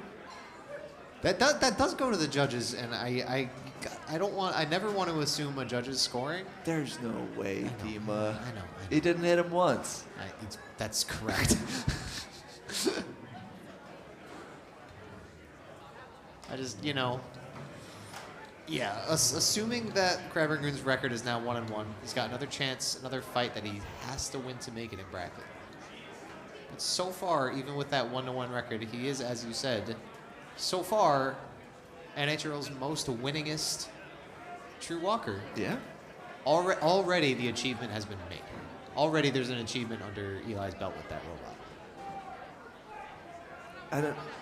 There's so much room for improvement. It came out the bat like real good, real cool, but like just on the software side alone, the different gates that he's capable of programming into Crab Rangoon, and like now he knows that his legs can get knocked off. He can accommodate that in software. So say it's missing its front right, flips a switch on his transmitter, or it automatically happens, and the walking system adjusts. That's super interesting. It's also, of course he's going to keep iterating on it, but I hadn't even considered from the software perspective. Not only that, but like, you know, there's times when you say, okay, my True Walker's working perfectly fine and it's great in the test box, and then it's walking a little funky in the actual cage. But both fights that we saw, it walked properly. And that was just with TPU feet. Like, you don't see people running TPU tires. It's not the most traction-y style of plastic. He could switch to silicone tips or maybe even some form of cleat. So, excited for the future of Crab Rangoon.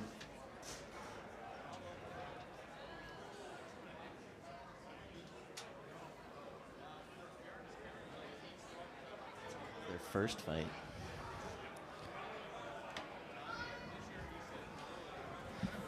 I don't know about you, but I'm excited about the present of Crab Rangoon. Their first fight was absolute fire today.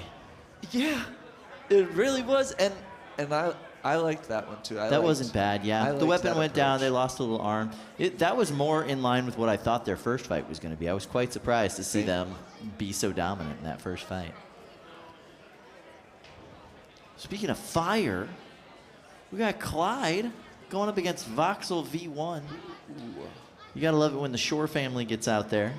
And, you know, I like the Browns as well. Yeah, Gabe and Alex are good dudes all the way around. And Clyde's looking absolutely beautiful today. Look at those googly eyes. He looks shocked. Shocked to be here. Yeah, you're right. There's a lot more white in those googly eyes. They do look very shocked. Clyde putting on a fantastic performance, getting their 5th career knockout at this event earlier today. 5 knockouts and you're a flamethrower. That's crazy numbers. It really is. Only flamethrower to win a dumpster. Yeah.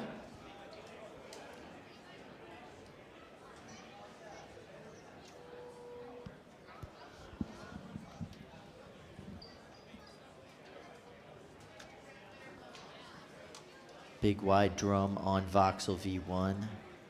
Looking nice in that white plastic.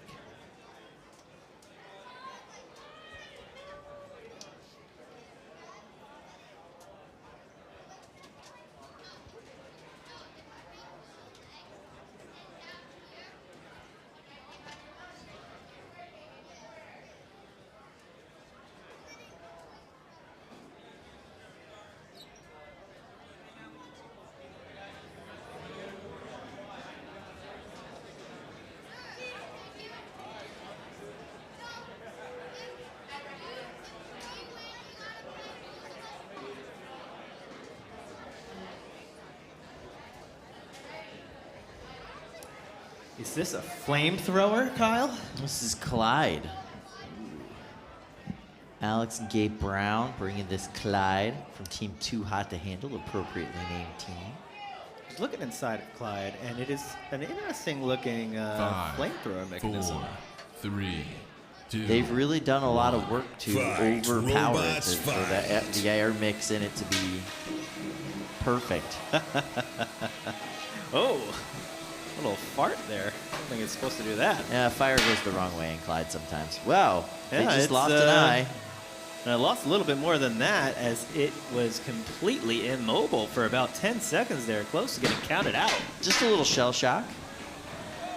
I'm getting smacked in the face. Oh, there goes the other eye just rolling around on the arena floor. But the flames are back. Maybe the eyes were blocking holding us the back. flame. Yeah, maybe. Clyde produces some of the biggest fire we see at NHRL. Look at the flame. They're going to melt our camera, Kyle. We don't need it anyway. It's fine.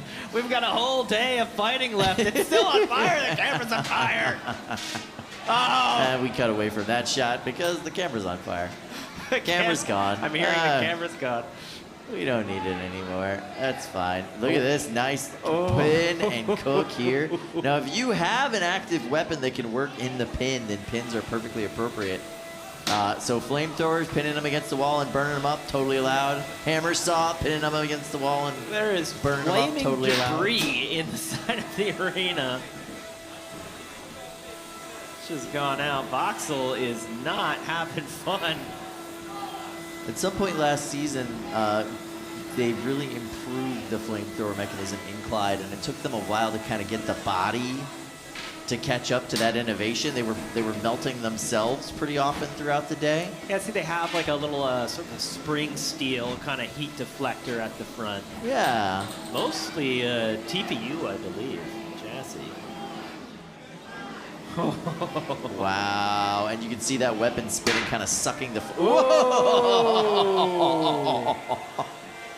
Well, that was lovely. Voxel looks pretty dead. You can see the wheels spinning. I don't think they're touching the ground anymore. Great shot here. We might lose another camera.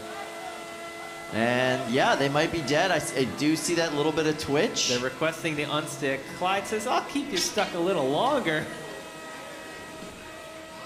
Flaming the house robot now. Clyde, come on.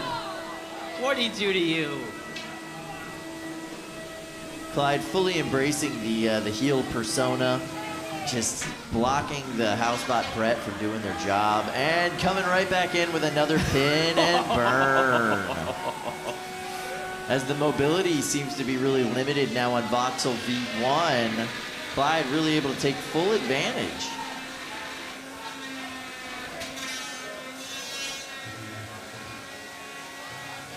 The flames have gone out here on Clyde with 5 seconds left to go. And a lot of times these flamethrowers do run out of fuel. That could be what happened here. You can see the fan there on the back of Clyde. The blower for the flame system, getting that air mix just right.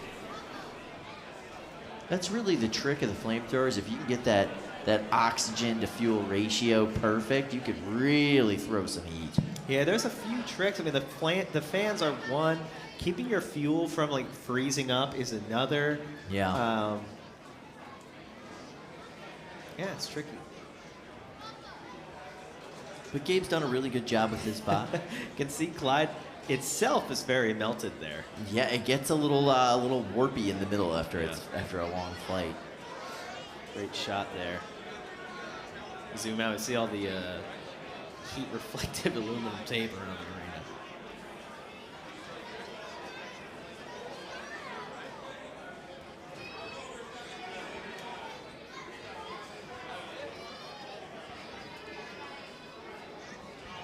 We do have a fight going on in Cage 5 that'll be pretty interesting to watch. We got more 30-pound action coming your way with Emperor taking on Quack. Quack looking ridiculous at this event. Various weapon modules that they can place on that robot, and Look it looks this shot futuristic here. and cool. Look how toasty. Yeah, they that had situation to pry is. the melted bits apart. Now Clyde is such a very asymmetric robot. You might ask, why is the flame over there? That's because the entire other side of the robot is fuel tank. Yep. Yeah, they've maximized the amount of fuel we allow. Yeah. I had to pry them apart to turn them off. Now we'll finally be able to get them off. But we have some really great shots of just the carnage just able to be unleashed by these flames. These aren't just for looks. These flames are a powerful weapon in the arena. Yeah, they got a knockout earlier today. Yeah. I've actually been wondering, are flames overpowered at this point in the rules? Are they the real meta? Is it just taking people a while to catch up? Because they are a bit complicated, difficult to build, different from building other types of weapons. More akin to building like a pneumatic flipper of old or so. You know, is that difficulty barrier the only thing keeping us from just a flame meta? Well, I mean, I think there was an argument to be made for overhead attack style robots, but yeah, there's one disadvantage to that overhead attack style robot is that oftentimes you have to throw your weapon down into a spinning weapon of your opponent. That's not something you have to worry about with a flamethrower. You can throw that into the spinning weapon all you want. Yeah, the ranged attack of a flame is a huge advantage. You know, hammers and overhead attack spinners have a ranged attack, which is great. But flames have a much better one. Yeah. You know, the flame doesn't break when you send it, like you're saying. And with the new pin rules, with the new attack rules, you know, you're just kind of getting attack points a lot. If you run out of flame, there's an interesting quirk in the rules where like that doesn't count as damage. You know, you run out of battery on a spinner, that's damage. You run out of like gas in your flamethrower, that doesn't count as damage. We do that because we do artificially limit the fuel. There is a maximum that you can't have more, even if you had wanted it. So that's kind of a mechanism to make up for that. But it is an advantage that these flamethrowers get, and I do wonder if we're going to see more this year. They are really fun to watch. So. Well, that's the thing, right? A big focus in the rule changes every year, but especially this year, was to make the fights fun, make the fights more entertaining than what we already have. And flamethrowers make for fun fights. Almost every time a flamethrower fight is a fun fight. I'm sure the cage managers wouldn't love a flame meta. But we also have to move our audience back away from the cages every time there's a flame fight. A lot of rules with the flames. Fire marshals here for safety. We have negative pressure on the flame boxes to pull the fumes out. Does make for great fights.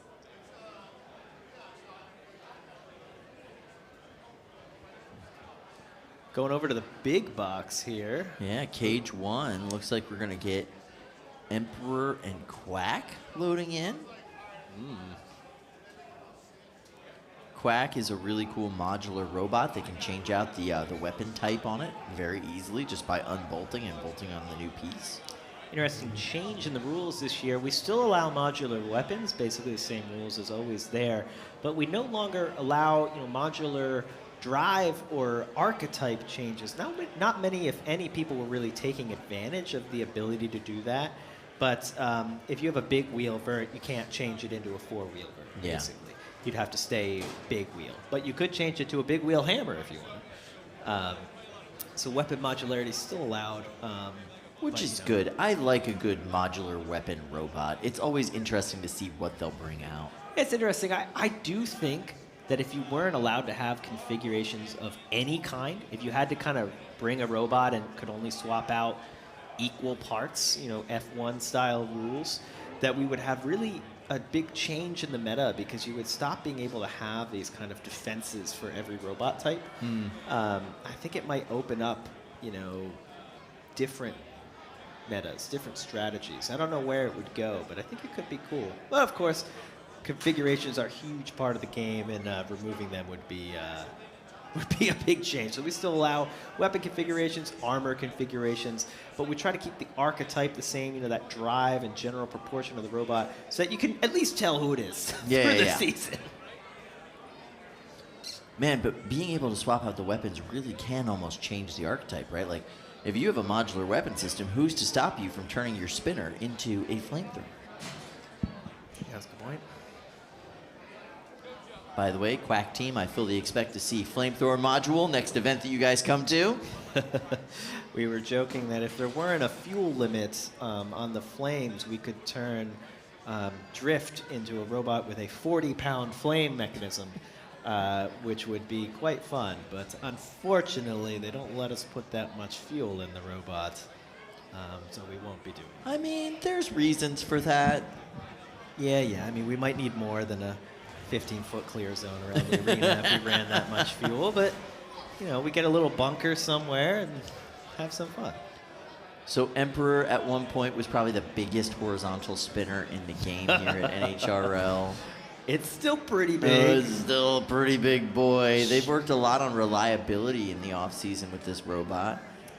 It's one of those things where when it's working and it hits, that thing is devastating. Woo! But it doesn't always work, and it doesn't always hit. So hopefully they've shook out those gremlins. See those feet sticking up to the top there? Those are the shufflers. This robot kind of walks. It's not a true walker. It's using motors to power those. But through a series of cams, it makes the feet move around. And that gives them a 50% weight bonus. They weigh 45 pounds, heaviest robot here today, going up against Quack, or traditional four-wheel drive vertical beater bar robot. In this configuration, they also have an undercutter. They have 5, disc, 4, and they have a 3, really cool aesthetic. 2, I do like their aesthetic. It looks like a. Fight, robots. Okay. Wow! Wow. Quack is not afraid of Emperor's weight advantage, taking it right to him. And now it is a lot quieter in that arena. Yeah, that's the. Is that a belt? That is a belt, but Whose belt? I think something on Quack is not right. That loud rev was them in the beginning, and now I'm hearing that quiet power of Emperor. Ooh, little wisp of smoke coming out of Emperor there. That could be Emperor's weapon, which spun up slower that second time and doesn't seem to be doing anything right now. Yeah, something in there got tweaked or torqued. A lot of activity outside of the box, a lot of pointing and shouting. And it looks like the second half, or the second two-thirds of this fight, might not be quite as explosive as the first 5 seconds, as both weapons seem to be performing worse. Emperor's still spinning, but not nearly as fast as at the beginning. Emperor, the number 2 seed today, Quack unseeded. Putting up a good fight. You have to release by 10 in the pins now this year. Can't release at 10 as people used to do last year. We mentioned you're not supposed to do weaponless pins, but if your weapon is down, you are allowed to start pinning again. Emperor not really moving here. Their feet were moving, but seem to have been high-centered. Yeah, I think all of Emperor is pretty just torqued. Yeah, the weapon is spinning. That's going to get them a decent amount of condition points versus Quack's, which isn't spinning at all. But it's not really doing any damage. It's not spinning like it's supposed to. It's very intermittent. And I wonder how much friction is kind of on that system and on that motor. Look at Quack shoving Emperor around. Emperor weighs 45 pounds. Quack only weighs 30. And Emperor has cleats on the feet. And then Quack is shoving them like nothing. That is some power. And that front pivot point on the weapon, that just kind of gets drug along the floor. That's just kind of like a smoothed out piece of plastic that they kind of glide around on. Yeah. There's a lot of friction to the floor for Emperor that they're just pushing around. Emperor calling for the unstick. Quack trying to get in the way here. That is allowed. You can interfere with the unstick. It's only a 20-second unstick request. No guarantees. Of course, the house robot weighs, what, 400 pounds, Kyle? So we add 100 pounds every time we talk about that robot. So Quack has a lot of work cut out for him if they were going to try and stop Flo, but let Flo do her work. Flo being very gentle here, oddly gentle. He would have expected a big smack. Emperor looks like their batteries are dead now, the feet barely moving. We've come to the end. Decent showing for both teams. That seems like, I guess we're going to get a judge's decision. I was joking, we have knockouts, tap-outs. This is a judge's out. We're going to do a judge's out now. And see what we come back with. I have to think Quack's going to take that one. At the end of the fight, it looked like Emperor was completely dead. No weapon, no drive, unable to move.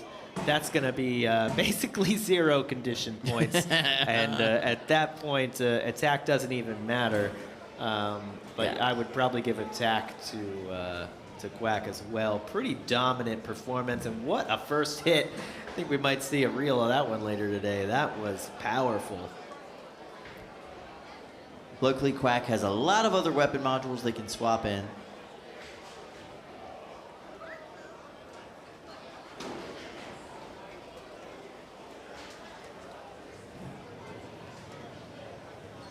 We're going to get to see Gored back here in a few minutes. Gored is a fun vertical spinning robot with some big hits earlier today going up against Fish. They'll be going up against the reigning, defending 30-pound world champion, KaZaA Light. Coming back today for 2 fights so far. They're scheduled for a 1 o'clock and I believe a 3 o'clock.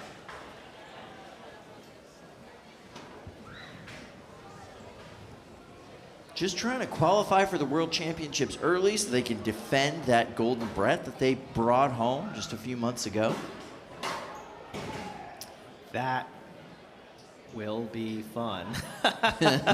Speaking of flame fights, KaZaA Light has the most flame of anyone in this tournament, and they know how to use it. Very effective flaming multi-bot. 2 equally sized robots means KaZaA Light gets a multi-bot bonus. They both weigh 20 pounds, going up against a 30-pound Gored. That'll be a good one, though the extra weight doesn't get them any extra flame. We mentioned there's still the same flame limit for KaZaA Light. Now, I saw some people in the chat comment, why do we let people interfere with the house robot when an unstick is requested? The way I always explain this is that when you request an unstick from the house robot's effectively on your team for 20 seconds. Yeah. Like you're a multi-bot. And the same way in which you could interfere with the other half of a multi-bot you're facing, you can interfere with the house robot. Same rules. And in the same way that that multi-bot half would fight back, the house robot can fight back against you.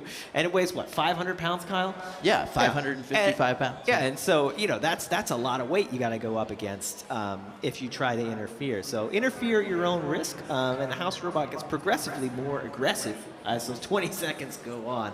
And we've seen it crush a fair few robots that have tried to interfere with it. But interfering with it is a legitimate strategy in the same way as fighting any other multi-bot would. We've even seen some competitors be able to lift and even flip the house robot from time to time.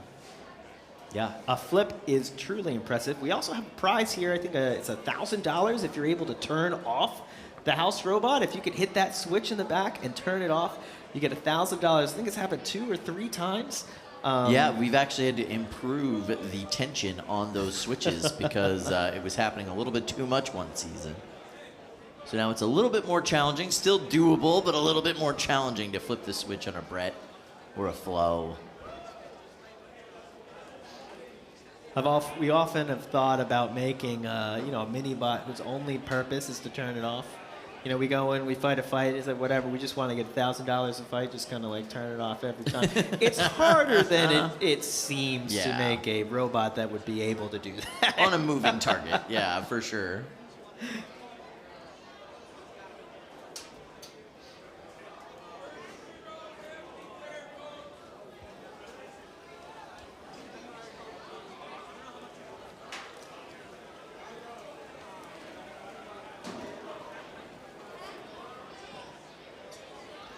So that's right, we've got KaZaA Light going up against Gored coming up. We've got Phenomenon taking on Mako. Buzz-Kill will be going up against Caldera 12.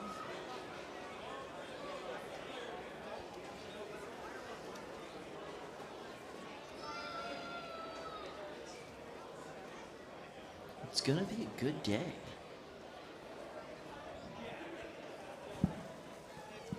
Look at the size of that guy.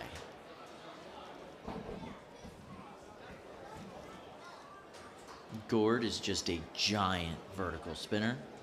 Cool theming, I like it. You can't see some of it now because it's covered up in that reflective gold high heat tape. That's the fancy stuff, Kyle. We see a lot of people running the silver. In the silver, I sometimes wonder, does it do anything? It's basically just aluminum with adhesive on the back. But the gold, that tends to have a little layer in the middle of fiberglass or some sort of insulative property. So you get the reflective features of the gold foil on the outside. That's going to repel that kind of like radiating heat from the weapon, and then you get that insulative layer that keeps it from getting on your robot. So that is actually fairly effective heat reflective tape. Now, they don't have a lot of it on their robots on the outside perimeter, and I'm seeing some holes in there inside the weapon frame. That's where KaZaA Light does its work, right in the center of your robot. They just get in there and all the juicy bits warm up. So we'll see. There's a no fire sticker on there. KaZaA Light, such a simple robot. You know, you look at this thing, it's like an AR-500 welded little ring frame, some plastic on the top and bottom, and boy, is it nasty. Simple forks, but they are really able to take advantage. You see all those little pink parts at the top of the forks in the front. Those are little keep-away prongs that keep you at a distance. You'll see those on most ranged attack robots, overhead saws, hammers. Verts don't run those. They need to get up close, so you'll see smooth forks when you look at the front of a Vert, trying to get you up and onto their weapon. But flamethrowers, they want you nice and far away. Keep that weapon at a safe distance on the other robot. The big secret of KaZaA Light's success, Josh Reinhardt has his favorite driving partner with him today, Peter Garnache of Repeat Robotics. The two of them have won dumpsters together. They've won the World Championship together last season. And their teamwork and coordination is just excellent.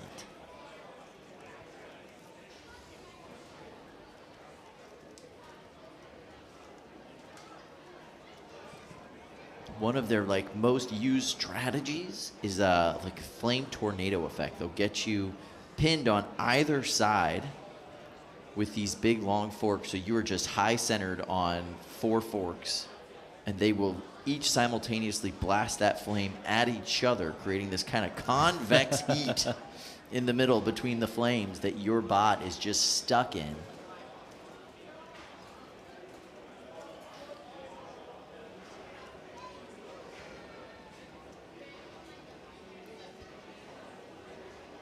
Getting all the bots fired up and ready to go.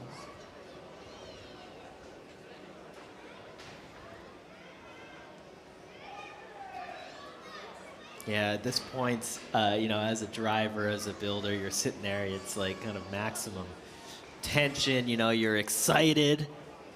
Are you nervous? I've had teammates, in this moment, they're like, I need to go to the bathroom. It's like, you just went to the bathroom. Kind of vibe.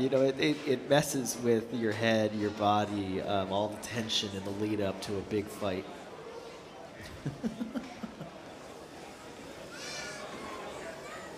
Yeah, the ability to kind of maintain your cool as the competition gets stiffer, as the crowd gets bigger. Yeah, the mental aspect of the game is a big one. This is an early day fight. Is this the first fight for either of them or second? Second fight for Gored, and first fight for KaZaA. KaZaA got a bye in their first round because, Yeah, well, they're number KaZaA one. Light. Yeah. So, early fight, still got a little bit of nerves getting ready. Middle of the day, you're feeling great. And then as we get toward the end of the day, prime time, that's all the nerves for a different reason. Like you're saying, the house is bumping, they're packed, fans are screaming, and then you're getting nervous all over again. So roller coaster of emotions for any team that can make it late in the day. But early day fight here. First one for KaZaA Light. And everyone looking forward to see how do the reigning world championships come back for 2026 with KaZaA Light. So interesting, that 30-pound weight class has been dominated for so long by Emulsifier, and then, Jameson Go and Megatron. Seeing a completely different bot type, a completely different archetype from a different part of the country come in and take that golden Brett this year was amazing to see. I was looking at those World Championship banners this morning and laughing because it was just the same names over and over again, and then KaZaA Light. Yeah, we said this earlier today. Who would have thought at this point last year KaZaA Light and Multibot Flamethrower being the champions? Fight, robots, fight. Let's see if they can repeat this season as, ooh, flipped right off the bat by Gored. You know, if you're a Vert, you got to take out one of these robots quickly, because if they can team up on you, you are done for. And Gored here is trying everything they can to get one of them stuck. But they are now on the wrong end of those flames. It looks like KaZaA Light is having a bit of an issue with one of their flamethrowers now. Oh, now they got both of them working. Nice pin, nice cook. KaZaA Light very durable, but you can damage them. Gored not spinning anymore right now. Yeah, pretty hard to do the damage, eh? Yeah. Pretty hard to damage up. Oh, and there's the tap out. Something was wrong with that weapon, and they didn't want to take another 2 minutes of flames. KaZaA Light's going to start their run in 2026 with a tap out right off the bat. I don't even think that fight lasted a minute.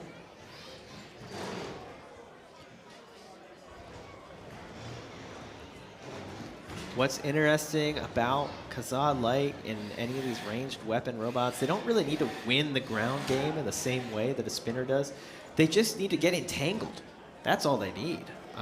You know, they were getting hit a couple times there. They don't want that, but they don't need to get under and so much. You know, Vert really needs to win the ground game. These types of robots just need to tie the ground game.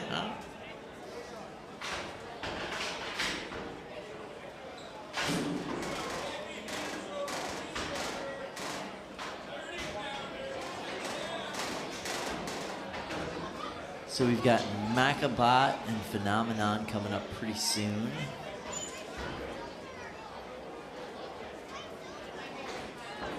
Gremlin will be back, taking on Scrambled Egg.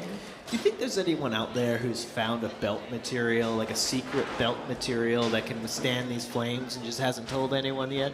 No. That'd be cool.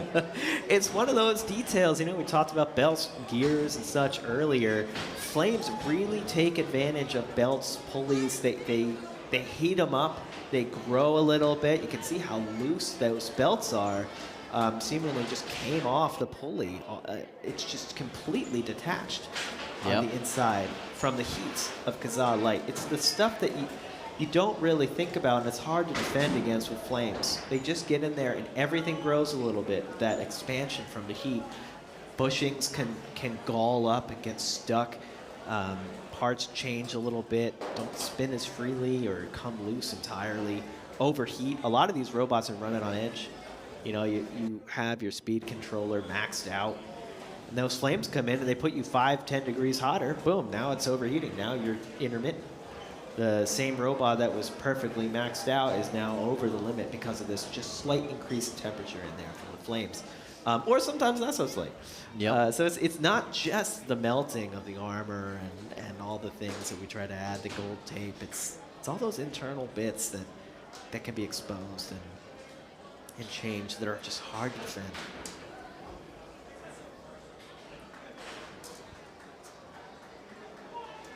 Really tests your soldering ability too. If you're not very good at soldering, that flamethrower is going to figure that out. Ugh, soldering.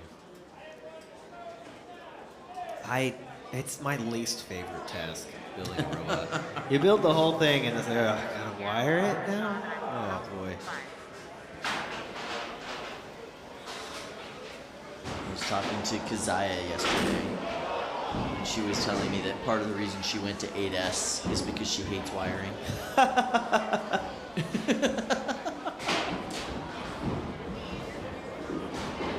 Yeah, it's one of the worst things about scaling up. I like the smaller robots because it's easy to get that much solder hot, you know, make your little tiny connectors. You move up into the 30s, try and start wiring a big spinner, and it's big wires, big connectors. Don't even get me started on the heavyweights. You know, you're trying to take that much current. Just the amount of solder you need to heat up. Your guns just don't like it. You need to use so much flux, and yeah, no fun. We're going to have two of the highest ranked 12-pound bots coming your way soon. Buzz-Kill taking on Caldera.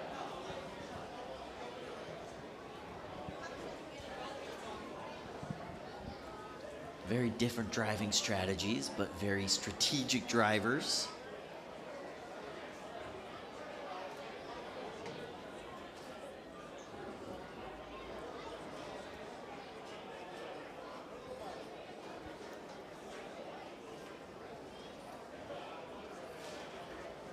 Down in the 3 pounds, we're still going to have Ram taking on Jackalope. Bananarchy taking on Capsize. Bananarchy might be my favorite name for the 3-pound bots here today. Bananarchy is good. It's a very cool bot. And it looks like it's going to be really hard to pronounce, but then it's not. It's pretty easy. You're like, oh, is it banana? No, it's just Bananarchy. Yeah. Yeah. That's a political movement I can get behind.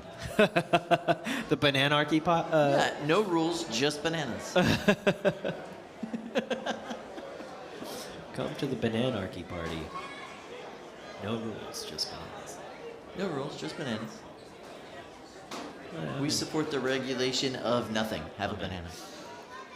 So we are coming up soon. We're going to be going over to the KO show on the main NHRL YouTube channel. Not yet. We've still got a half hour, but don't be surprised when it happens. The KO show is that part of the day when every fight is an elimination fight from then on. Lose and go home. We're still at that part of the day where you can lose and come back, have a shot. It's that double elimination part of the day. But once we get to 2 p.m., once we get to the KO show, you lose, you go home. That is going to be even more tense. And on the main channel, the main NHRL channel. So make sure to come back, all 822 of you watching right now. Don't want to miss that. How many bot builders do you think are upstairs looking at the weather report, deciding whether or not they should lose their KO show fights? I'm supposed to go somewhere in New York tomorrow morning that's going to be -6. And I said, why is that? Not real feel. That's the actual temperature. That's not enough degrees in the United States of America. That's like Siberian degrees. Funny thing is, I fought when I was in China. It was really cold in Shanghai, and there was no heat where we were fighting the robots. And that's where I learned that, friction slip clutches that we used in the hammer on Blue, they have a different. They work differently in the cold. They get lots different. Fight. And your Robots your motors fight. explode. Glenn's got a spotter there next to him today. Helping him call this This, fight. I thought it was a one-hit kill. His Buzz-Kill was not moving at all, but it comes back. This is a big fight. Number 1 versus number 8 in the prelim. This is a great matchup, too. Whoever wins this is making it into the bracket. Whoever loses is going to have to try again.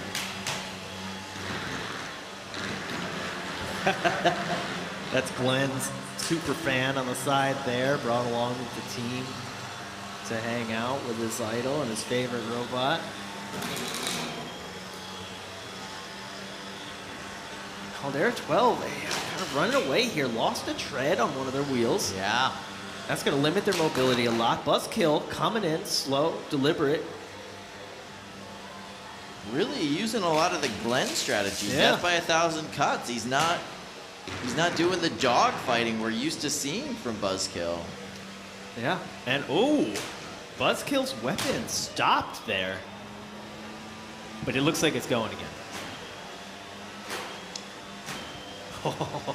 Yeah, Little bits and pieces. There's the other tread. Yeah. Glenn has no tread left. That is significantly slowing down Caldera 12 as now they pivot around their weapon shaft, unable really to push themselves anymore.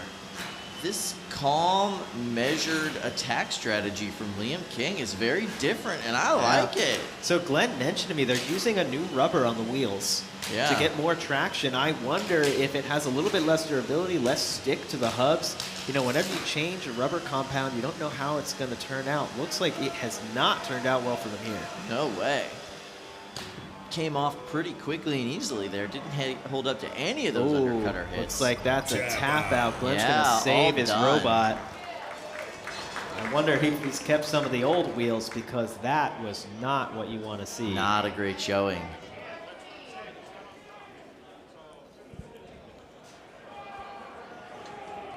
What do they say? Why reinvent the wheel? We're always trying to reinvent the wheel here. Everyone, constant improvements on your robots. If you're not improving, you're falling behind because everyone else is. Disappointment on Glenn's face, but he'll be back. We'll see if he can make it in.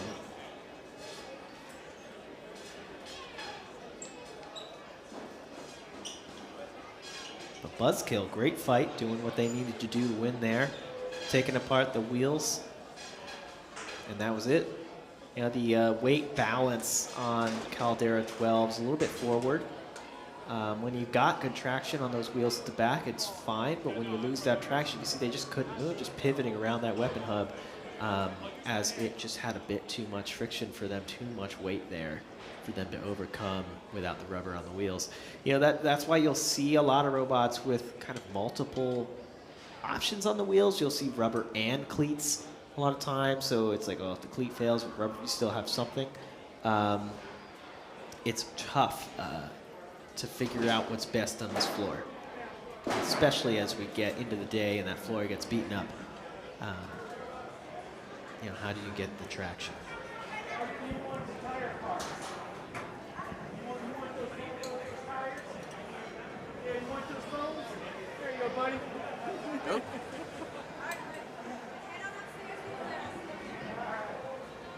We've got a lot of 12-pound fights coming up here. Grim Ripper's going to be back. Bananarchy. Psycho in the house coming up against Carolina Reaper. That should be a good one.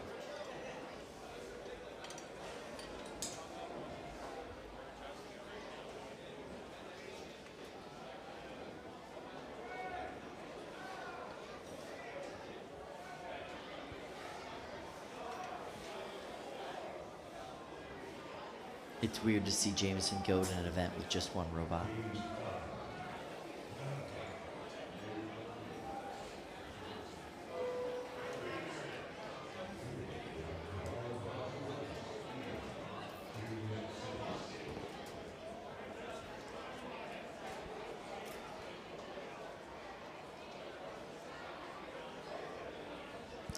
So first event, 2026. How you feeling so far, Kyle?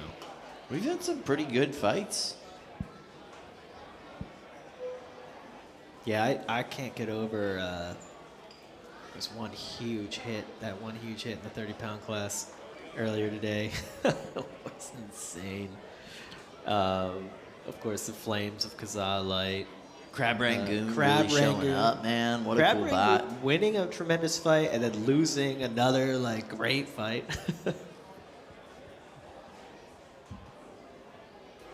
There's the Robo-Cat ready to go. Yeah. Robo-Cat versus Grim Ripper. Grim Ripper, so much fun to watch. And Nelson Pyros, he's one of the funnest drivers here, leading the skeleton crew. This armor that he sets up on the Grim Ripper line of kind of this horseshoe crab, wedges on all sides armor. And that's not easy to make, you know, that kind of conical bend. Had a great win earlier today. They took the top plate off of a robot as an undercutter. They didn't flip upside down either. They just ran up, took the top plate off. 3, 2, Impressive. 1.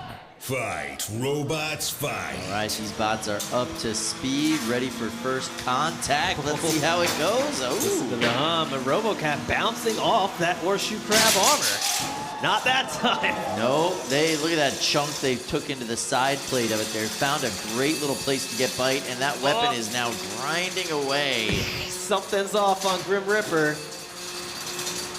Whatever it's hitting, it's not clearing, and that's a wheel gone off of Grim Ripper 2 now. The way the armor bounces. You can hear the weapon just constantly hitting the armor on Grim Ripper. How is this even possible? Oh! Grim Ripper is just taking a beating here. Now the weapon is down, the wheel is off the ground. Somehow they're still moving. Nelson says, we're done. Thank you. They tap out to save the bot for the rest of the day. That was pretty intense. Robo-Cat, the 4th seed, taking down the 5th seed, Grim Ripper. This is the 6th event for Robo-Cat. They came in at 14-8 overall. 5th event for Grim Ripper. That loss is going to take Grim Ripper down to 18-15.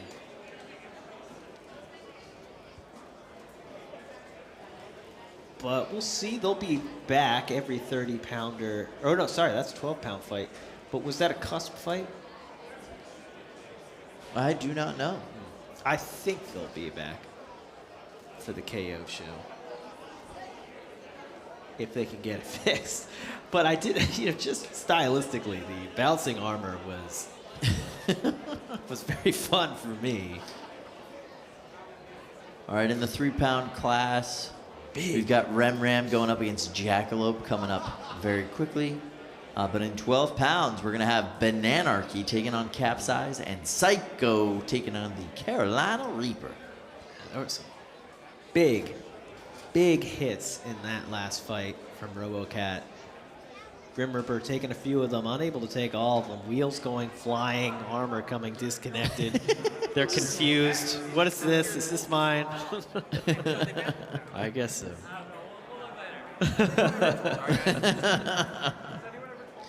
It is convenient having that little bowl to put all the pieces in after. Yeah, there's some nice looking little TPU armor mounts there, flexible. I guess that's what was causing some of that bounce. Wow, that was rough.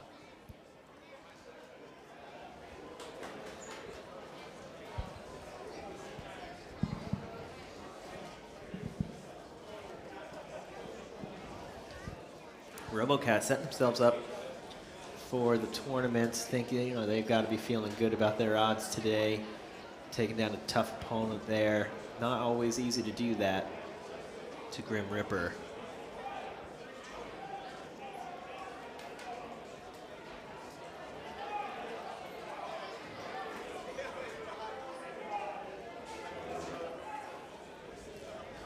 JMO here with Psycho later on. JMO retired Silent Spring at last year's World Championships, but he's still here with the larger robots. 12-pound Psycho here today. We'll have some version of Megatron later on in the season, I'm sure.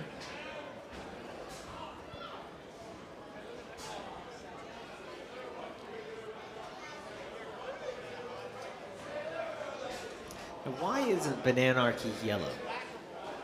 That's a great question. Maybe you just have too much of a standard view of what a Bananarchy is supposed to look like. Maybe you need to open your mind to the anarchy of being whatever color. Yeah, just because it's a banana doesn't mean it has to be yellow. That's a good point. They can do whatever they want. Purple is fine.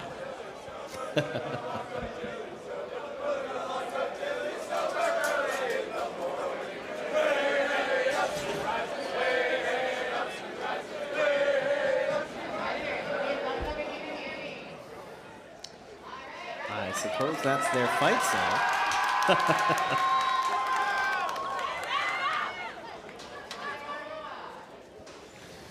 So this will be the last fight of this stream, and then after that, please join us on the KO Show stream. The KO Show stream will be on the main NHRL YouTube channel, kicking off in 15 minutes, spot on 2 p.m. Eastern. This is the last fight on this stream. 5, And 4, you actually have a lot of 3, choices for the KO 2, stream. You can 1. find us on Fight, Facebook, robots, Twitch, fight. and Twiller TV. Triller TV, Twitch, Facebook, and YouTube. NHRL, find us, be us, join us. But Bananarchy, right off the gate, is trying to capsize. So far unsuccessful.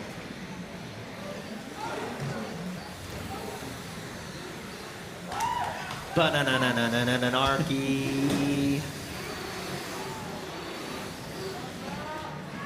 see that weapon spin.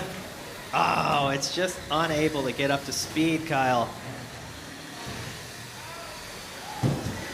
The forks on Capsize here working a bit as a keep away. That's not what they want.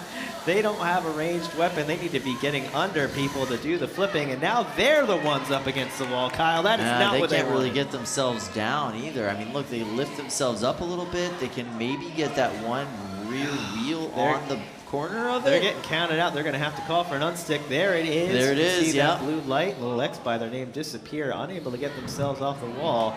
They don't have any more unstick requests left, and Bananarchy's going to try and get them stuck again. Getting the control box stuck on the side of the wall, not what I was expecting. That's the kind of Bananarchy we are here for.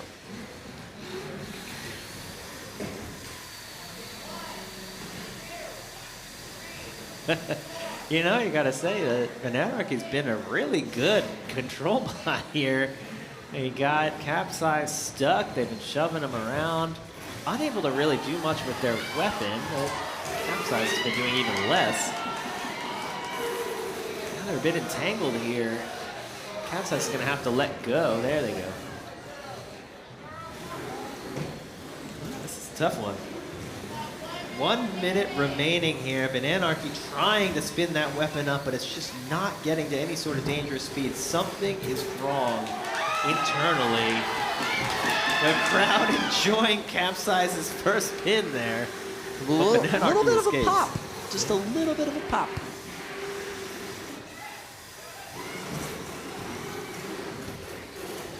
Capsize has been spending a lot of time with its weapon up in the air, not down where it can get underneath its opponent. Yeah, and even when it is down, really. Oh, there's what you want. That's what you want. Flipping him all the way over. That is textbook dummy test right there. 2 big flips. Look at that. That team is excited. It's a good way to end the fight. We got 15 seconds left here, showing a little bit of harm, getting your opponent in an inconvenient spot. But Capsize coming back with the pin here. Last 3 seconds of this fight, they got to let go of the pin, and we are donezo. This is going to the judges. And just like normal, I am glad I am not a judge. I have no idea how I score that one. But I guess they'll be using their judgment. If you want to win a fight, don't leave it to the judges. We have no idea what's going to happen, but let's see everybody on YouTube, on Facebook, on Twitch, on Triller TV. Find us on the main NHRL channel. We'll be back in 12 minutes. KO show.